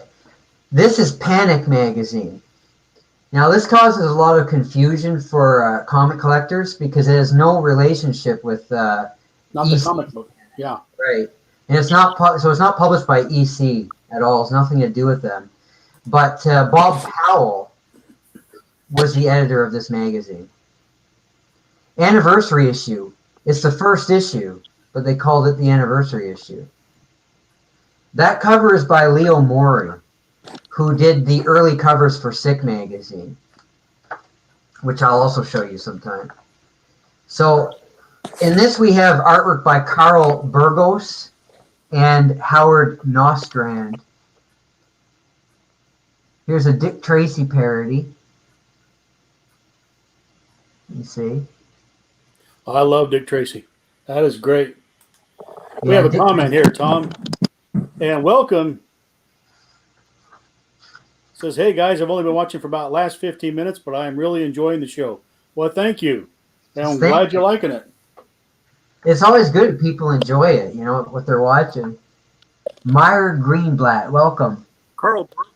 Steve Allen on Ebbets Field with some really nice realistic art.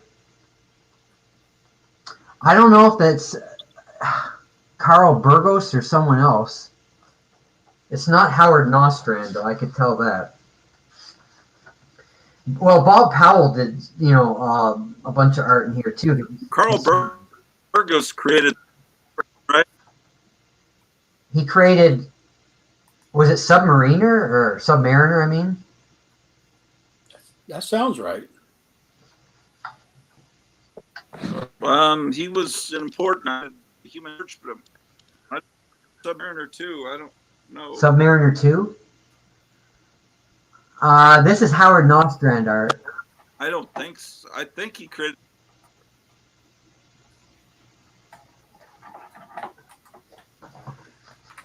I think Grottu told us, but we just missed it. What he created. I don't know what I just know Carl Burgos. I think is the human. He did work for Marvel, right? For I think Timely. so. This is also Howard Nostrand art. It's a parody of a TV show at the time called The Big Record, which only lasted for about 1 or 2 seasons, hosted by Patty Page, and it had on the big recording stars of the day on the show.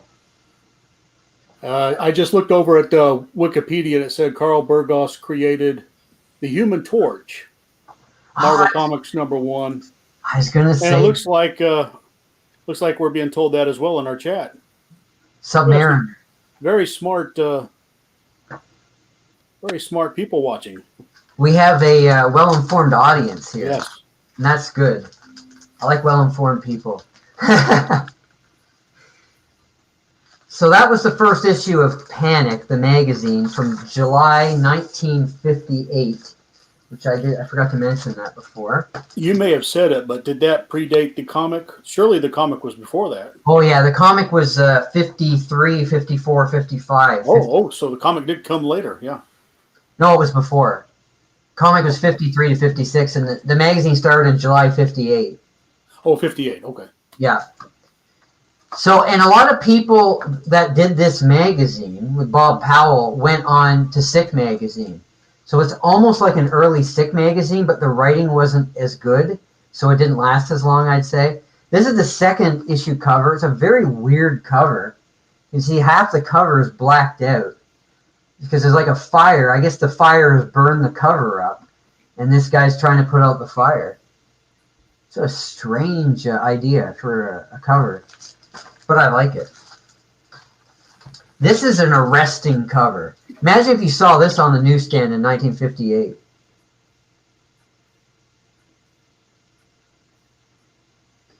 It's been suggested that Time magazine stole the idea for this cover, for one of their most famous covers later on. Because they also had a gun pointing at the reader right on the cover. So it says, "It's loaded. Special back to school issue." Now, if they had said something like, "Buy this magazine," man, or "We'll shoot you," or something, yeah, they would have had a National Lampoon thing way before National Lampoon started. But you can see that is quite a cover to put on a humor magazine. And look at this cover. This is the 4th issue.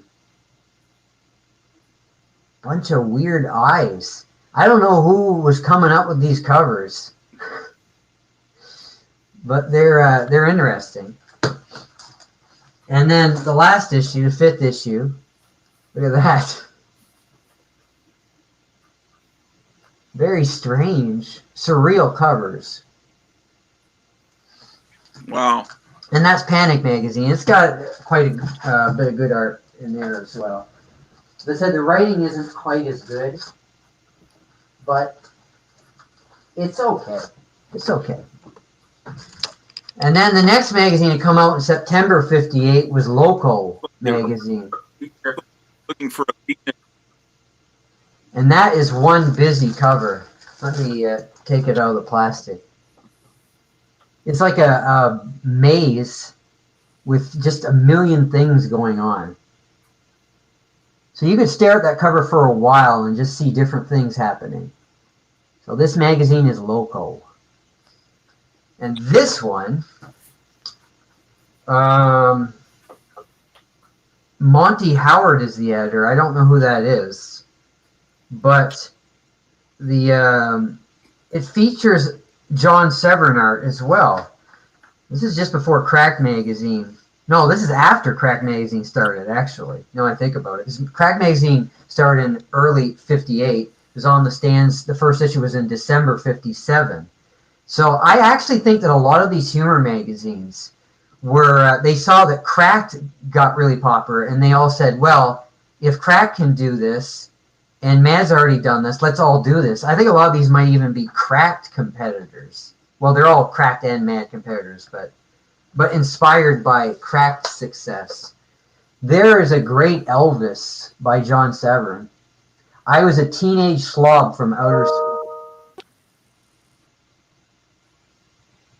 So yeah, It's about this strange alien that comes to Earth, and it's Elvis. And he tries to brainwash all the teenagers with his music. So to some adults, that's probably what they thought was going on. Yeah, he almost got away with it. Yeah. And great John Severin artwork. Sure. There. This is scary. Look at this guy. He's saying, I'm blind. I'm blind. That is frightening to put in a humor magazine. What does that mean? Let me see. Oh, it's like this guy tries taking coffee and it makes him blind or something. I don't know. Doesn't sound very funny. I don't know. It's supposed to be funny, I guess. Candid Camera parody. Alan Funt. It's Candid Camera. That artwork looks very familiar to me. That might be Carl Burgos. I think Carl Burgos' art is in this magazine as well as John Severin. I think there's a lot of Marvel guys in this too. So this is what was happening, I guess. Wasn't there like a period where Timely or something went out of business and before Marvel started and a lot of the guys were trying to find work other places? Well, I think the story goes that Marvel had all this piles and piles of work, already completed stories.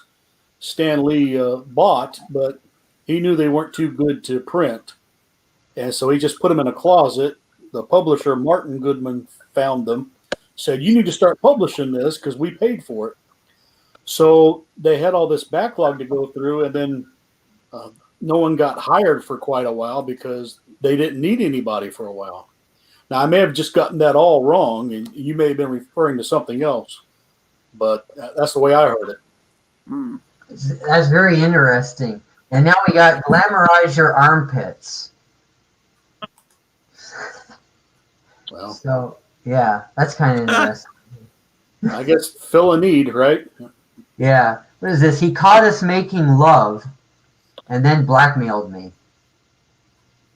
She making love? What? That's a little kid. What the heck? I'd have to read that to get the joke. I forget. I've read them all. I just don't remember everything. Hello, fellas, says Charlton66. Hello there. It's great to see Charlton66 here. Oh, Charlton, you missed the... I was showing Charlton's Humor magazine. This magazine is crazy, From Here to Insanity, Crazy Man Crazy, earlier. So you might want to watch the earlier part of the stream after Graphic Man has it on his channel. Like post the VOD, the video on demand, they call it. Oh, I'm sure he will. Like all good Graphic Man fans, everybody watches every episode 15 times at least, I'm sure. I saved our marriage by cooling off. You see? She's being cooled by the fan there. Yeah. If that works. Yeah. Yeah. So that's Loco. That's the first issue of Loco. Loco lasted for 3 issues. You see, these magazines didn't last very long. Cracked was a anomaly for sure. And you ask yourself, now, why did Crack last and all these other magazines didn't?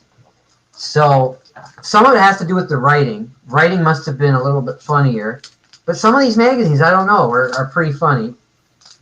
John Severin, right? I think a lot of the reason is John Severin. His amazing artwork graced so much of Crack magazine and kept them going, you know. Now, also, I always thought Mad, even back in the 80s, Yeah. leaned a little to the left politically. Yes. And that might have made some people say, I think I'll go check out Cracked instead. Maybe I have a bad memory, but... Oh, you're right. You're absolutely correct about that. And Cracked didn't take a political stance, but they were more friendly to the right, though, than most other humor magazines were. Because John Severin was a very conservative guy, and he'd draw like Ronald Reagan, John Wayne, these guys, Richard Nixon, but he wouldn't do it in an unflattering way. They'd be in the magazine, but in a friendly way, you know, which you didn't see that in like other humor magazines like Mad, where they'd just be bashing Nixon all the time. Yeah. Something like that. So that's a very good point. Loco, this is the second issue. And that's Marilyn Monroe, as you can see again. And it's a parody of those ads where, you can see the inside of somebody, like a Pepto-Bismol ad, I think it was. Is that what it was, maybe? And you see the plumbing inside somebody. So there's a lot of things going on there, too, inside Marilyn Monroe. And this is the cover of Behaving Madly. This is what Craig Yo uses the cover for that publication about these magazines. You mean almost detail for detail? Yeah, he just took this photo and they used it as a cover, or the illustration, I mean. Okay. Right from the cover. This is weird. This is John Severin imagining if gender swaps existed of celebrities. So you got Clark Gable as a woman on the left. You got Perry Como as a woman. You got Jimmy Durante as a woman. And this side you got, who is that? Let me see. Elvis Presley as a woman, shaking his hips. Huh. Very sexy Elvis there. There's Liberace as a woman. It's Liberace. Frank Sinatra is a woman. Jerry Lewis is an ape woman with Dean Martin there.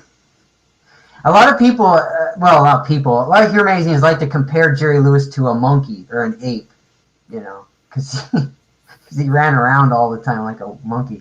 That is Marilyn Monroe as a woman in the middle there. You see, Ed Sullivan as a woman with Steve Allen. I forget that guy's name. That's Arthur Godfrey. Sorry, I know. Yeah, Arthur Godfrey is a woman, and who are those two guys? It's not Abbott and Costello. Oh, it is. It's Abbott and Costello as women. That's who that is, and that is Sophia Loren as a man. Oh, but it just looks like a woman with a short hairdo. But yeah, this is John Severin art. Could be the lead singer of Eurythmics. Yes, it looks exactly like her. That's a good point. I love that. So there's a lot of John Severin art in this magazine. So, some of these guys were in other humor magazines, as you can see, writers and artists. There's a lot of good art in local. This is oh boy. You don't believe this. This is Bill Elder art. Yeah, that's right. Harvey Kurtzman's Bill Elder did some work for other magazines. It was rare. Oh, wow. It was hard to get Bill Elder, but he did it. He was also in a few issues of Cracked magazine. And, he did a cover of Cracked, which is unbelievable that Bill Elder did a Cracked magazine cover. I'm going to have to show you guys that sometime. Anyway, I've got it somewhere else, but it's issue number 10. You could look it up online. Bill Elder did the cover of Cracked number 10, and it's just amazing to see that. Okay. See a guy is, so associated with Mad doing a cover of Cracked. And this art is pretty nice. This is not John Severin. It might be Joe Manley, actually, if he was still alive. This might be just before he died he did this. So, yeah. Kind of looks a little Lee Elias. Could be Manili. I don't know. Let me see if there's any credits in here. Let's see. Artists, Carl Burgos, John Severin. No, it doesn't say Joe Manley. Huh. Sam Horowitz, Dave Falcon, and Roger Green. Bob Leatherbarrow. I don't know any of those guys. Except for the ones I said at the beginning, of course. That sure looks like Manley art. I wonder if it is, though, and they just didn't credit him. That's pretty nice art. This is about like a teenage werewolf guy. This guy with glasses turns into a werewolf, and that's his girlfriend. Of course, the girl's really sexy. The guy is not. It reminds me of Flob is a Slob from Mad Comics, if you guys remember that. drawn by Jack Davis. And Flob was this goofy-looking guy, but he had a really sexy girlfriend in it. So that's a motif of the time. Carl Burgos art here, showing some of the fashions that were popular or making fun of the automotive look, with the tail fins in the 50s. And that girl's got tail fins, as you can see on the right.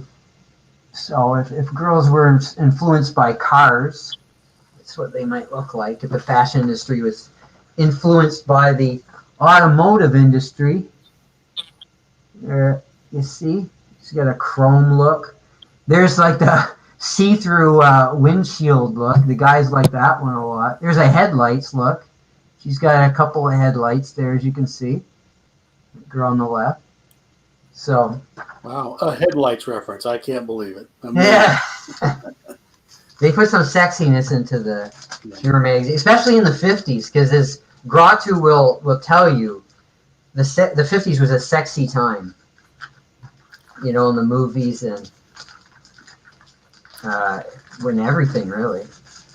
Gentlemen, we are at 2 hours and 1 minute.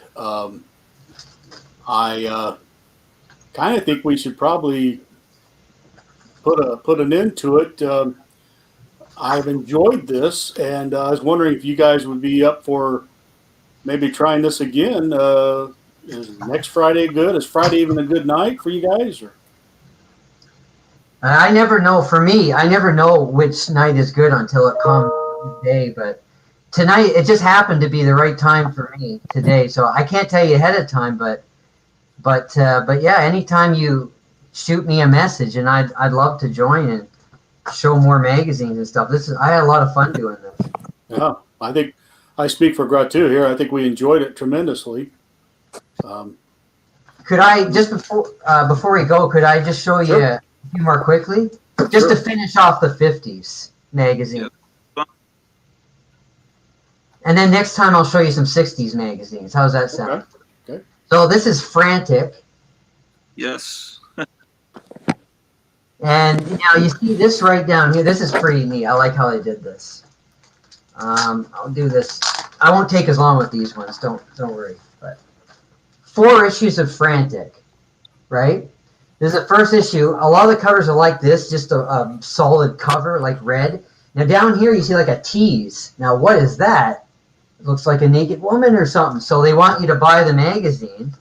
When you open it up, you see it's like some piece, classical piece with ladies like around and monkeys. So there's a monkey holding on to that woman.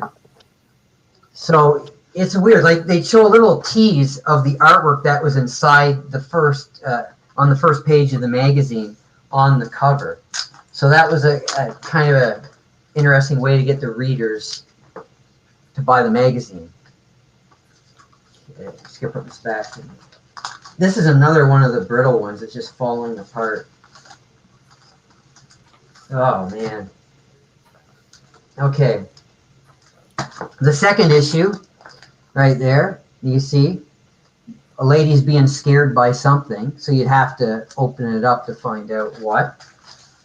It's 1958 again, by the way, and 59 here. Wild party going on the. That's the last issue, 4th, and the 3rd issue. There's John Severin art in here too. That's a Severin image, and there's a full page thing with firemen fighting a fire. So that's that magazine, and then there's another one in 58 called Shook Up. Only 1 issue of this. It only lasted for 1 issue, and this is it. It's got like Don Orek art in it. What year is that? Oh, November 58 is the date on this. 1958. That So- art was a little like a Panic comic. I don't know the artist. Yeah, it's a guy named. It's like 2 guys. They're not like famous. I have to open it up just to find out. But anyway, this is a bunch of like they're going to Bridget Bardot. There's a lot of Bridget Bardot stuff in these magazines too, because she was really popular at the time. But there's things going on there. like a parody of teenage culture, basically, at the time. Then we have Nuts magazine. And this is Don Orheck Artman as well. It's vampires. You can see the lady's reading his fortune in the crystal ball, and it's all stuff like him biting people. If you can see that, it's hard to see with my webcam, but that's what she's seeing. Like she's like, oh, you're gonna be biting all these people, you know. So they gave us a color cover, but they didn't color the art. Yeah, weird. Very weird, right? Black and white art, but the rest is color. And their mascot was this squirrel. You can see the squirrel up here. His name's Filbert. So he's their mascot. Some of them had mascots, some of them didn't. Hey, you know what? There was another magazine I'm missing, but I don't know where it went. That's weird. There's another one called Frantic. No, Frantic I showed you. Frenzy. There's another one called Frenzy, but I don't know where it is right now. Oh well. Okay, Campus Howl. This is neat. This is actually a college. Now, Grottu was showing us college humor magazines, a collection of humor from college humor magazines. And that's what this is. This magazine is a collection of humor from different humor magazines published by different universities of the time, from 1959. And it's a real slice of history, let me tell you. This is a Jack Davis cover, by the way. So that's Jack Davis drawing a football guy going after the cheerleader instead of the football. Hubba hubba, yeah. Yeah, that's a pretty nice cover. I like that. The most of collegiate humor. Now, the editor of this magazine was Joe Simon, the same guy that did Sick magazine a year later. So this is like his trial run, but again, it's collections of humor from college humor magazines, so it's not original humor of the time. And it have real ads, like, you know, this is like a Charles Atlas ad, as you can see. This is a picture of Grottu, actually, 20 years ago. Isn't that right, Grottu? Or is it that just like last year? He'll laugh when he's, you know, when he watches it. I hope, anyway. I'm just kidding. But, yeah, so you get, like, text humor and you get, you know, this kind of humor as well, like one-panel gags and things. And like this lady saying, this professor invited her to a seminar, and she says, you mean I'm the only one invited to this seminar, professor? Well, you know, wonder what he's up to, right? Well, it must be an oversight. Yeah. And then there's two girls walking, and one says, I made the football team, did you? And this guy's like, guess who I ran into in the quad today? So do you guys get that joke? Mm. He ran into somebody? Oh, okay. Like a Jane Mansfield or yeah. Okay. Yeah. She left an imprint on him. Yeah, I say. Yeah. There's a lot of that type of humor. It's humor by college guys, and you know, Grottu will tell you about that. And of course, there's other stuff too. It's not all just you know, sexy type humor. There's college, like how to get a roommate. You know, who's the best roommate to get. And of course, you got to have Dick Tracy parody or Fearless Fosdick. Yeah, Fosdick. You know? Yeah, Fosdick. You know, you always got to have that kind of thing. In this magazine, I'll just show you the rest of the covers, and that'll be it for today. Sheila Petrolunga. Now, I don't know who that is, or if you made that name up, but I'm guessing that she has a good pair of lungs. Is that why she's called that? Or is this the female that gentleman ran into? Yeah, that's what I'm thinking. Right? Now this cover, I don't think some people would be happy about this today. This is a Joe Simon cover. So Joe Simon drew this the famous Joe Simon of Simon and Kirby. And as you can see, it's a young college man, and he's got his conquests, the head of his conquest mounted on his wall. Campus Howl. This is despite what it looks like, the humor is pretty innocent besides that kind of stuff. You know, it's a different time. This is a cute cover. This is a graduation issue. She's found a way to accessorize her graduation hat, putting her ponytail through it. This is like saluting the graduates of 1960. Pretty neat, pretty neat. There are only 6 issues of this. Here's another Jack Davis cover. These guys have got the, see no evil, hear no evil, speak no evil thing going on as they're watching this girl walk by on campus. And a dog howling in the back.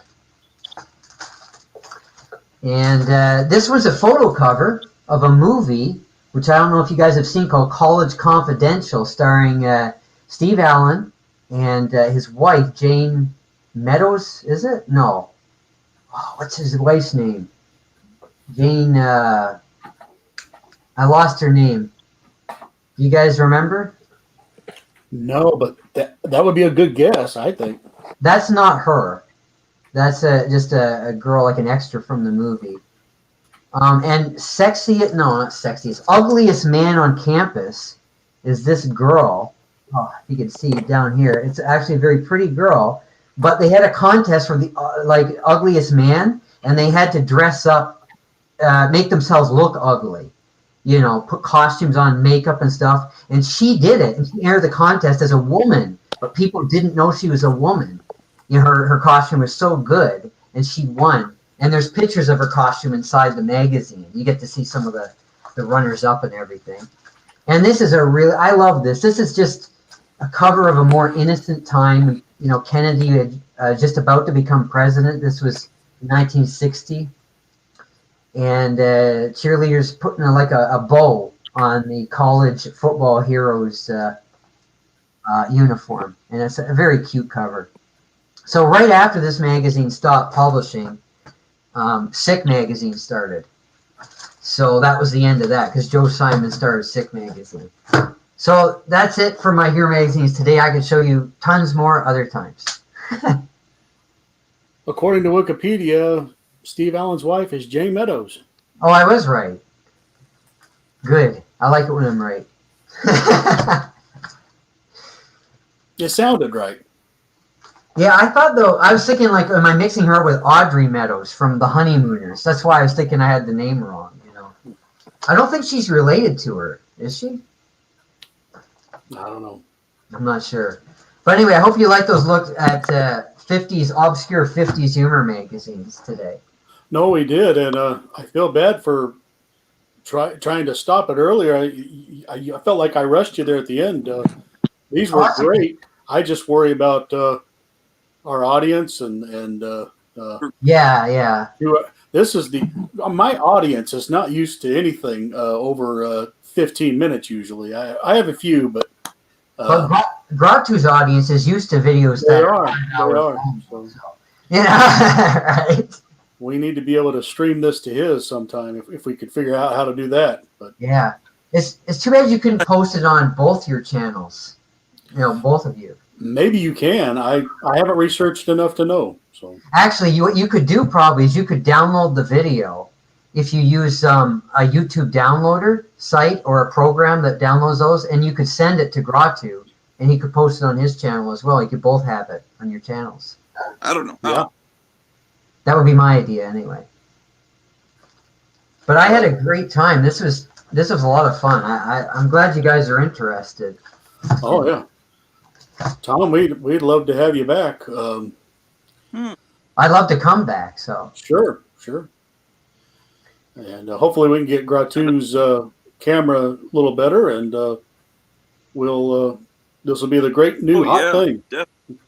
yeah. So anytime you're streaming, just send me a message like you did today, and if I'm online, I'll definitely hop on there and show you some magazines. And Sure. I got comics too. You know, I guess I do the magazine first, but get tons of comics too. Get up to Sounds good. You guys want to try for next Friday? We could see what happens, Thanks, Meyer Greenblatt. I appreciate that. Yeah, I like his logo. Yeah, what is that? Is that a dog? Like a little I think he's a little mouse with a hat or something. Cool. yeah, it does look like a mouse. It looks like a vintage mouse, figurine from like the 30s or something like that, 20s or 30s. I know Grottu tried to say something, but hopefully Grottu we can get his thing fixed too, though. You guys can work that out so he's not breaking up, because that would be great if he could interject all the time with us and commentate on what he's seeing, because I know he has a lot to share. Sure. And for those of you that are viewing this, this was our first attempt, so I think we did pretty good in spite of a first attempt. We're bound to have a few issues. So.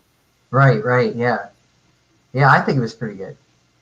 Well, guys, I will end the broadcast. Thank you both, and we will definitely try this again. And I don't know if Grottu's going to try to make yet another episode. I still have to watch his earlier episode. And to my few subscribers, please watch Grottu's earlier episode today.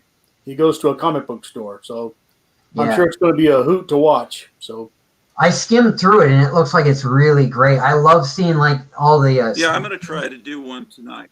Oh, he's going to do another one tonight. That's fantastic. Good. I'll have something to do this weekend. And also, Grottu, if you want to say anything, because we couldn't hear you, so if you want to say anything about the magazines I showed, like you have anything you'd like to say, just send me a message on Facebook or something, because I'd love to hear your comments and everything. Yeah, that's a good idea. Because I know he has a lot to say. It's just that his equipment's not letting him say it, unfortunately. Does he have a computer? Do you know if Grottu has a Yes, he does. He does.